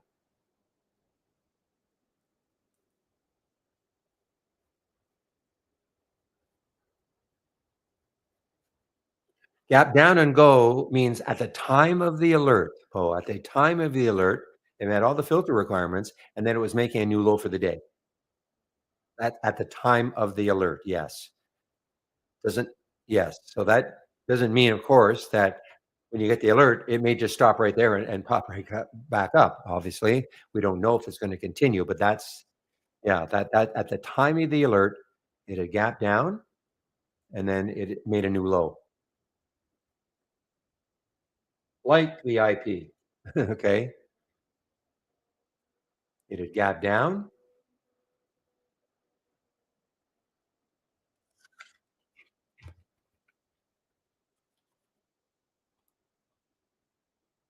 and the gap has to be at least 40 cents and 4%. So it has so the gap. So remember, for those of you who don't know, I know sometimes people don't. At least how we define it, the gap is the first print of the day, first trade of the day. So the first trade of the day in all of these has to be 40 cents from yesterday's close. And also, and that would also have to represent 4% higher or lower, if you're looking at shorting.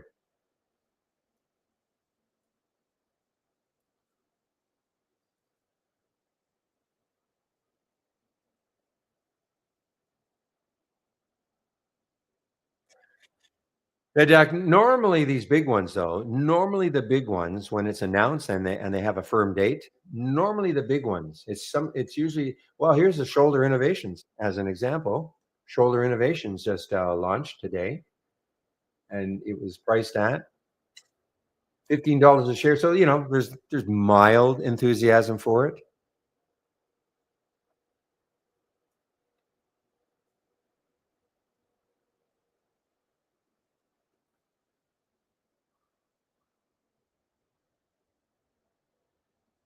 It should have shown up on my price alerts. There it is.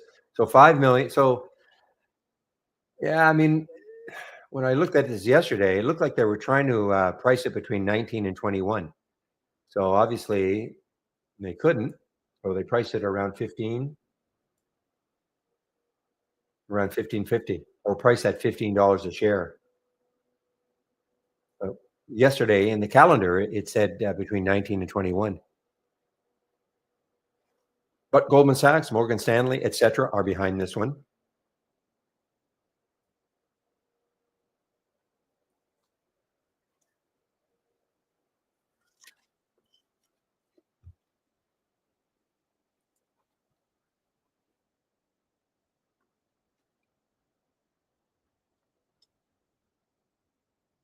I'm still wondering about. I still have an alert for NIQ. Probably holding around 18 or so. I don't know why it's not showing up in the daily chart, but yeah, this is the IPO from 2 days ago.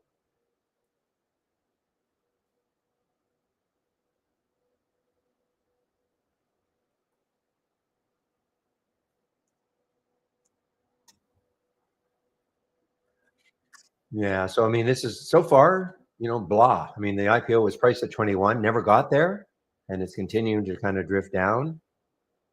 But I have a price alert at the high of the day it came out, which was the 23rd, a week ago.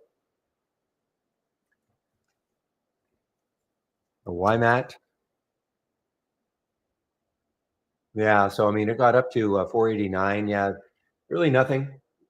It was priced at $4, so at least it's above it. At least, like, I could have sworn I put a price alert. I have to do that. Put a price alert.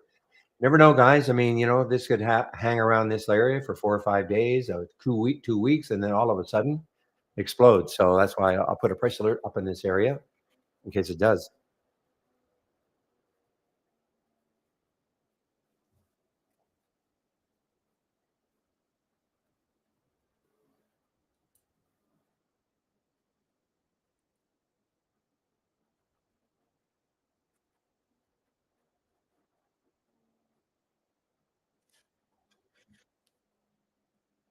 Okay, I guess Arthur, that is coming directly from Chris, right?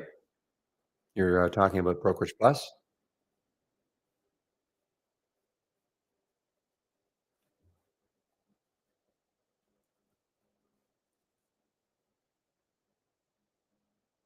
Oh, you figured it out. Okay.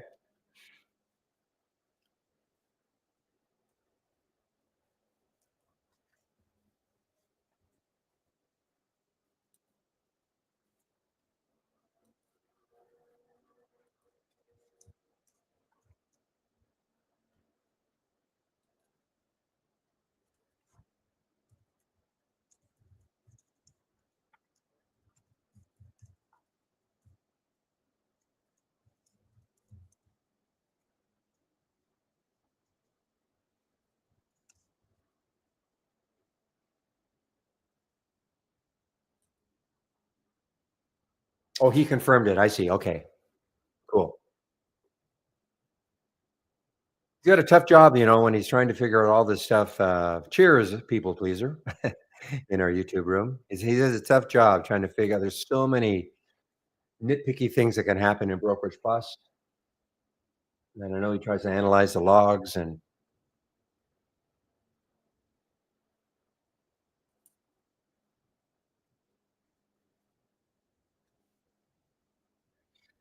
All right, guys, I'll go over my homepage one last time today, including the scans that I'm currently sharing.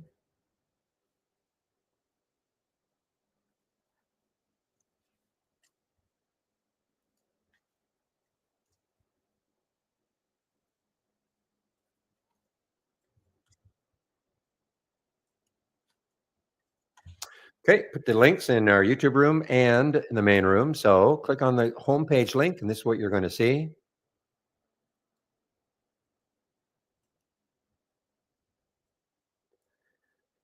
So as always, at the very top, a way in which you can take out a subscription if you want to. You can use this promo code. You'll get 15% off the first month only, or the entire year. Please use my code, whatever it is. It'll change from time to time depending on the discounts we've got going on. Using my code helps to keep the room free, all right? Because the company tracks the promo codes. They see my name used over and over, then they say, okay, we'll keep the room free. Scroll down, keep it simple. Get the trade of the week. This is free. I don't know if Steve went, probably I'm sure Steve went over the trade of the week. It was bull. Let's see what he's doing. All right, so I guess it's still kind of valid because his, oops, just give me a moment.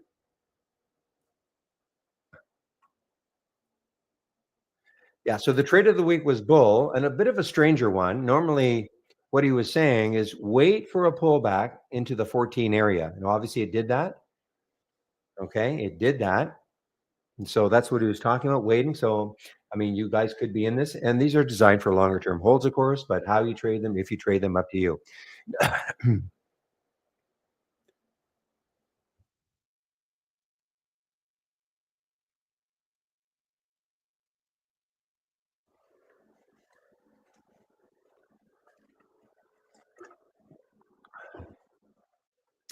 Now, if you sign up for the trade of the week and you don't think you're getting it, please check your spam folder. And if you have Gmail, check your promotions folder.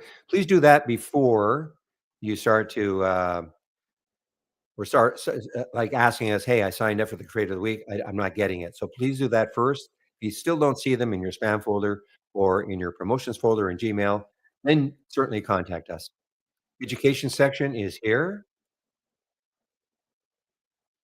First thing to do, if you do take out a subscription to Trade Ideas, they're getting, just give me a moment.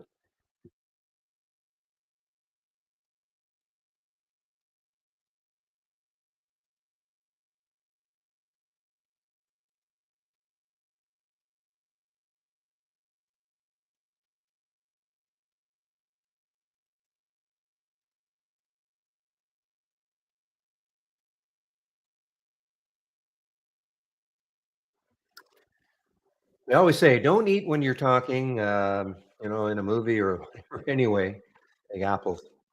Piece of apple stuck in me. Anyway, getting started with Trade Ideas. First thing you have to do when you take out a subscription, okay, mandatory. If you don't have Trade Ideas and you're sort of sitting there wondering, is this the right program for me? You take a look at these videos. Forget the first one, but all the next ones, and that might give you a bit of an idea if this program is the right fit for you. Okay, before you now a month subscription is just month to month. You can cancel anytime, but I would do this first. Okay, just take a look. Maybe it's not the right fit for you. Back to basics. If you're new to trading, free series of videos for those of you who are new to trading. And clicking on my homepage link, you'll be at the top, middle section. Here are my scans that I'm currently sharing.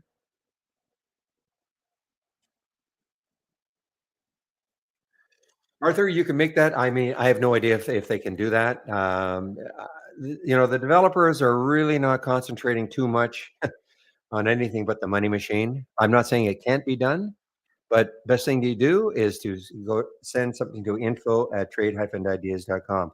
I mean, anything in theory could be done, but whether they'll do it or not is another. I don't want to, say, oh yeah, it can be done. But you can always send that suggestion to info@trade-ideas.com. Okay. Okay, Shahrukh Aslam, I recognize you. I think you were in the room yesterday. Okay, now you can cherry pick what you want, or you can have the whole layout.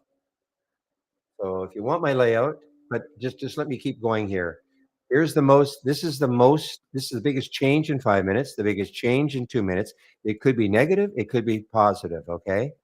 Most of the time it is positive, but it could be a negative number here. Single stock window is here. Pulse resumes down here.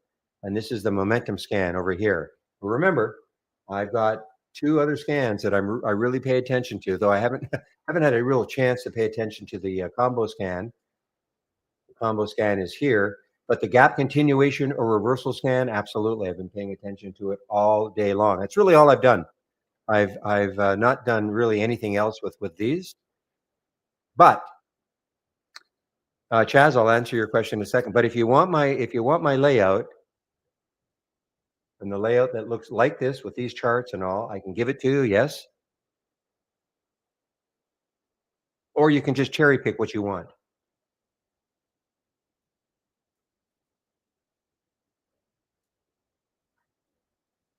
So here is the layout, and I'll answer your question in just a minute, Chaz. Okay, but and anybody else who's listening, regarding my layout, you first thing to do though, if you have a layout up and running that you've created, or even a scan that you've, make sure you save everything to the cloud first, okay? Because the minute you load my layout, anything you've got on your screen, gone, which is okay as long as you've saved it to the cloud. Okay, so make sure you save whatever you've got on your screen to the cloud, or at least to your computer, okay, before you load my layout.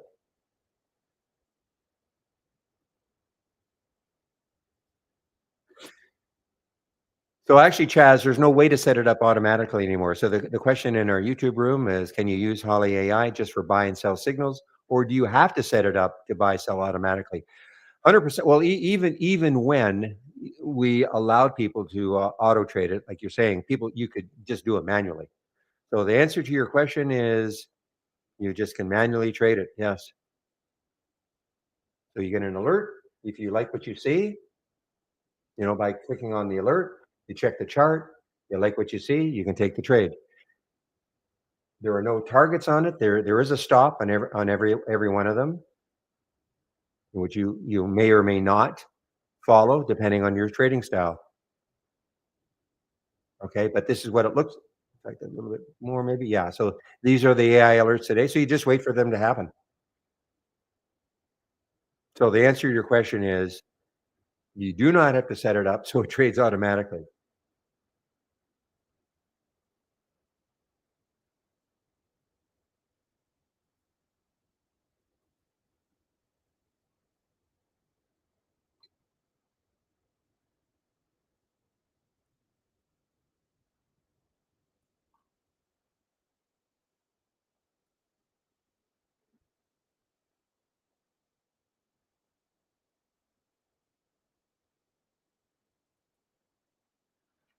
Yeah, I can't pay as much attention to it as I want because, well, first of all, I really like my continuation, gap continuation, or reversal scan. So, I kind of pay attention to that. But, you know,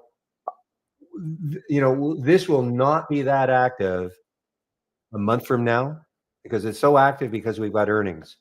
A lot. So there are a lot of earnings plays that are in there. Once earnings season kind of dries up, this will not be as active. And then that's when I start looking more at the AI just as a watch list.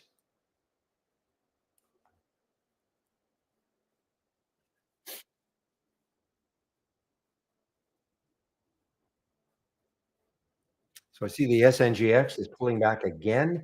All right, guys. Well, look at this though. It is pulling into the VWAP 313. So it's getting closer to the VWAP. Now, you know, if maybe the VWAP holds it as support, maybe. I mean, it's pretty steadily down since 11:45, but maybe the VWAP acts as support.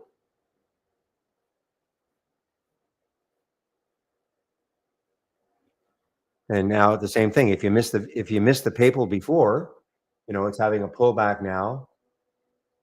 And I mean, it would be asking a lot to pull back right to the VWAP, but maybe you've got a moving average on your chart. Maybe you use some moving average that is pulling back into, depending on the time frame you're looking at.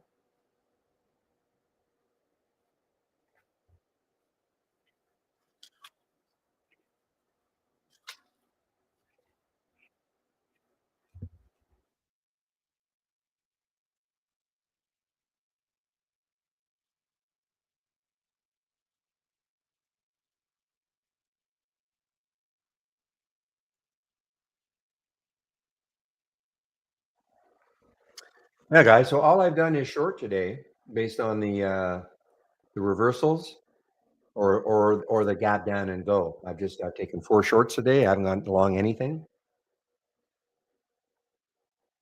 All of them work to varying degrees.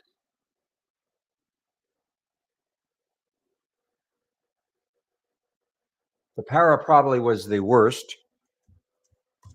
Didn't make that much on it. It did reverse down here, but then when it was reversal, reversal, reversal.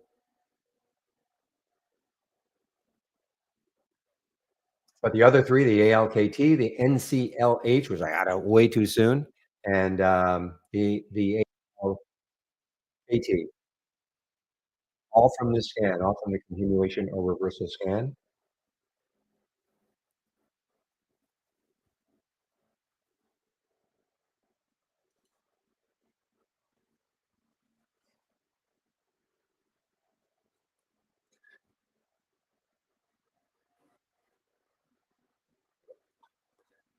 This would have been well, not exact. I mean, this is a little bit choppy, but another one that got down and go.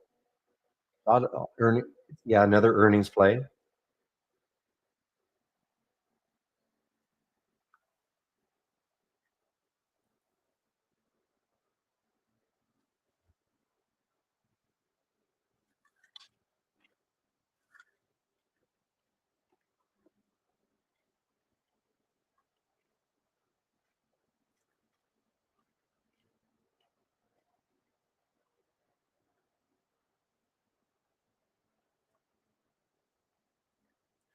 I think I saw this one yesterday in the reversal scan also. It did, but it I was waiting for a 13 break, so it's showing up again.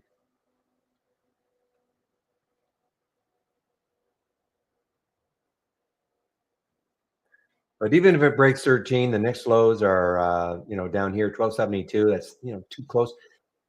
The way if the next low on a break of 13 was say down here at 1229, I'd probably be all over it.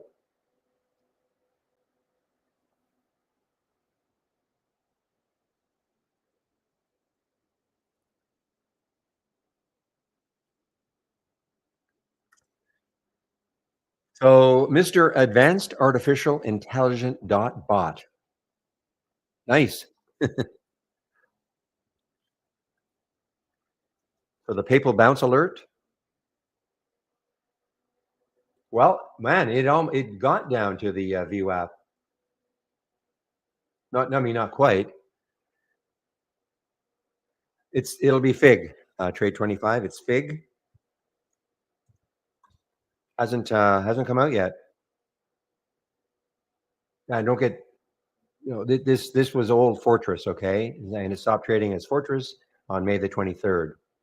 So the people at Sigma decided they wanted that symbol, so don't think that it's trading already.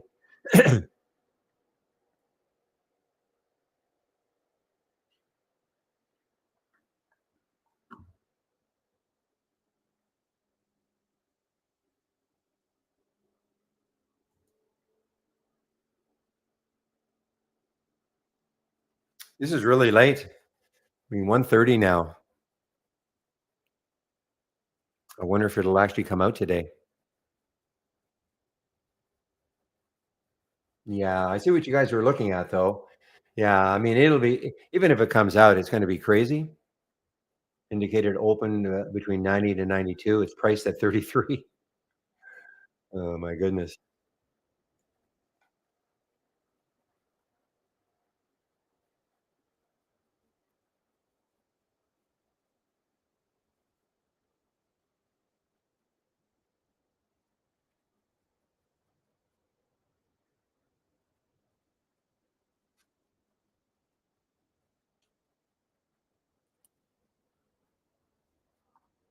Yeah, I mean, TS is continuing to move down.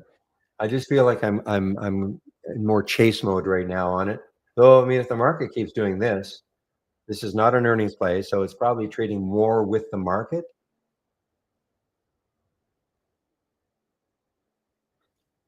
They had earnings. Oh, actually, this is an earnings play. I'm sorry. This is an earnings play.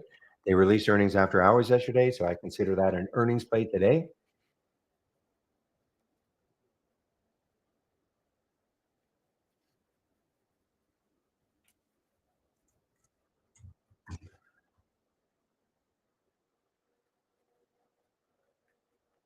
Well, 1309, 109, this is what they said, 97 to 100. This is from Interactive Brokers, of course. And then at 124, 90 to 92, whatever it is going to be big.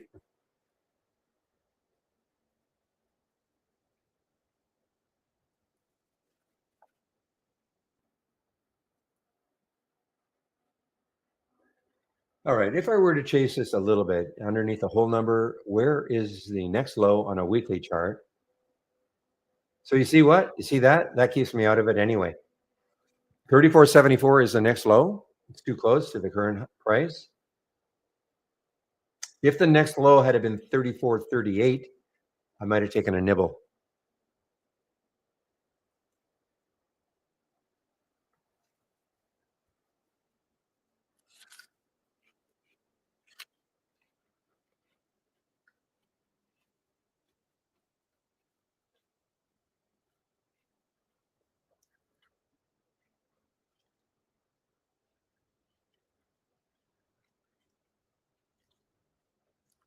But really, I mean, okay, the SPY is giving it up, but it's basically flat. The Dow is real. Is this right? One only down 149, and the Qs are just down 72 cents.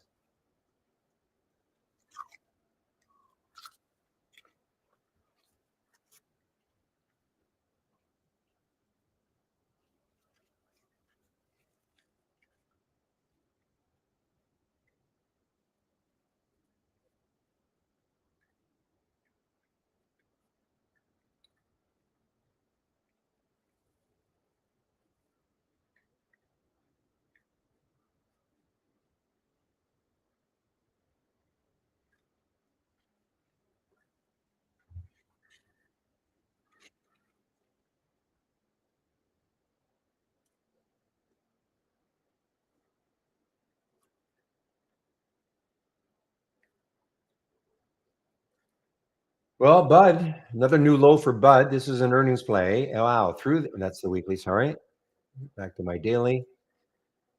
So through the 200-day moving average on that gap down on earnings, and now making another new low. That's Bud, BUD. Not, I wouldn't call this a wonderful one. I mean, look, it was down, then it had a big spike up. The ones that are really nice, bring up IP again. I mean, you see, look at IP on a 15-minute chart from here. I mean, just straight down, 5-minute chart, basically straight down, just a few little jogs up, but nothing that should get you out of the trade in its entirety.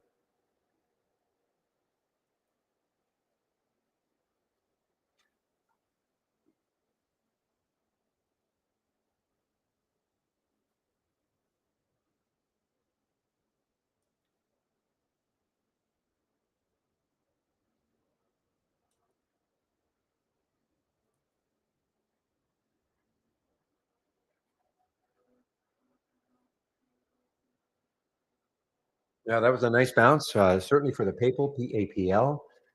Got very close, pretty close to the VWAP, and it bounced off it.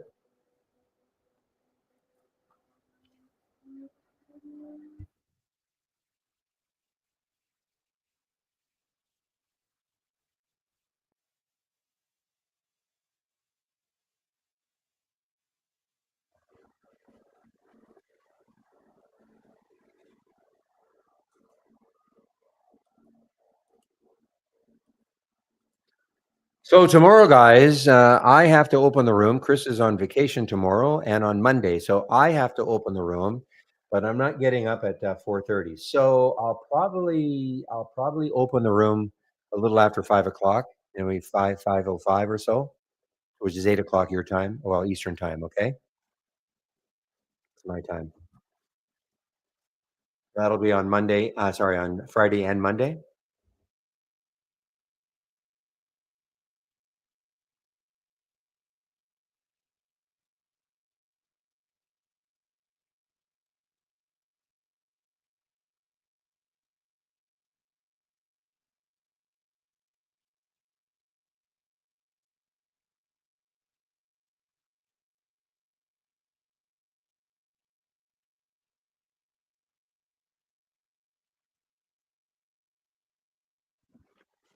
And YouTube doesn't open till about quarter to 9 anyway. So, but I'm just talking about the main room.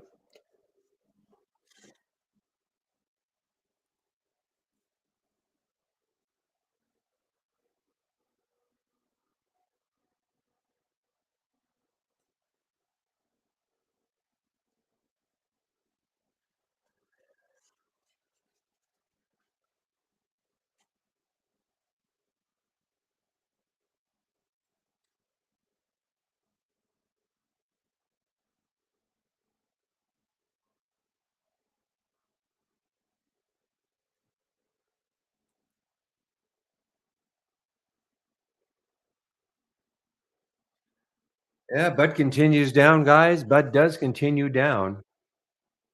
Where is, just out of curiosity, where is the next low on a weekly chart? Wow, still has room. Look at the weekly chart, 54. So it has $4 to that low. Not saying it's going to get there, but and it's hmm.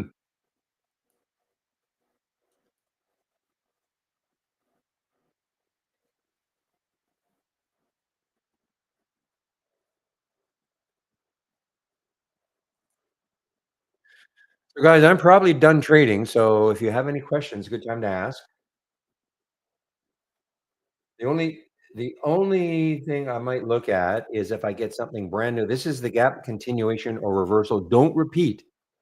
Okay, so I'll only see the symbol once. So if I get something new, the last one was at 1216. So if I get something new, I'll take a look at it. That means it hasn't shown up until, well, after 1 o'clock.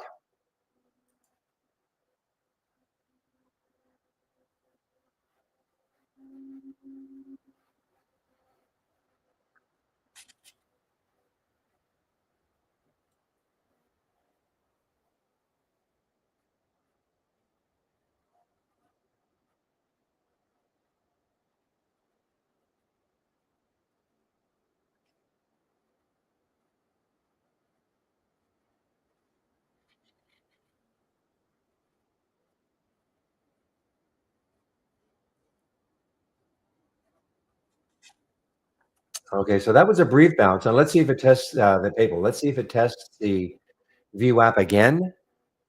I mean, it didn't. I mean, the VWAP is at 522. So I mean, it got pretty close right here. I mean, within 20 odd cents. I mean, it's the VWAP area. It doesn't have to, hit right into it to the penny, but it's trying again.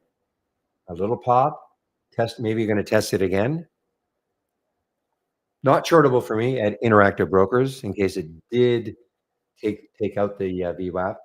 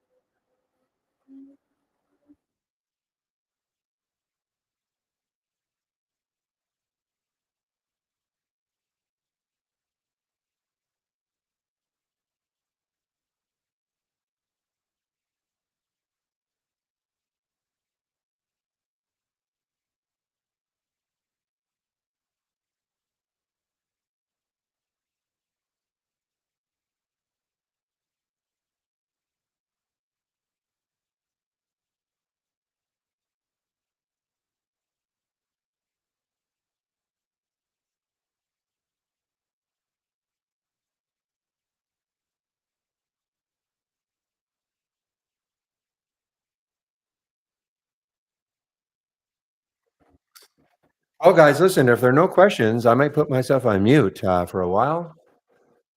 No questions. I'll hop back on the mic if there is a question, but that's what I'm going to do.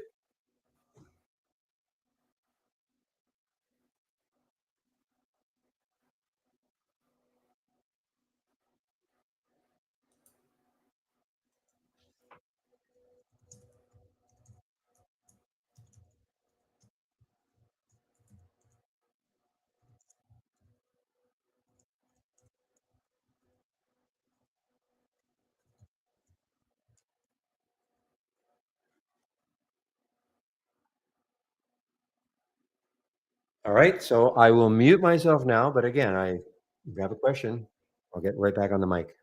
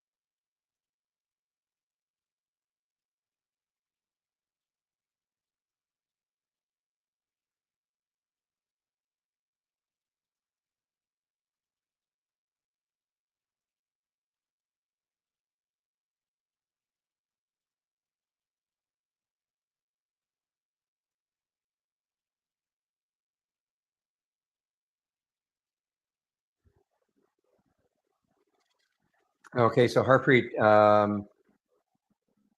you cannot set it up automatically, okay? We disabled that feature a couple of years ago. So if you're going to use the AI, it has to be done manually. No auto trading.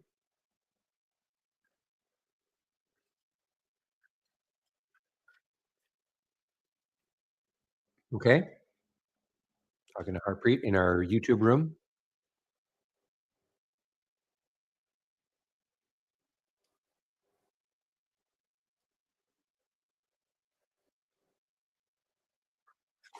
You are welcome.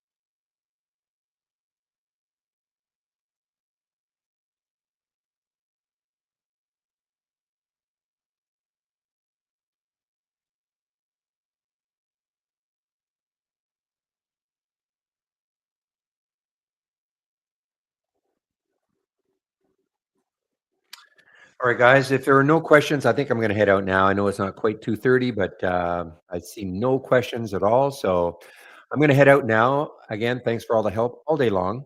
We'll hang around for another minute if there is a question that comes in.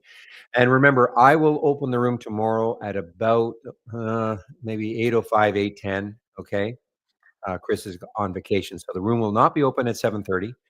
I'll try to do it around 8:05, 8:10. So have a great evening, everybody, and we'll see you tomorrow.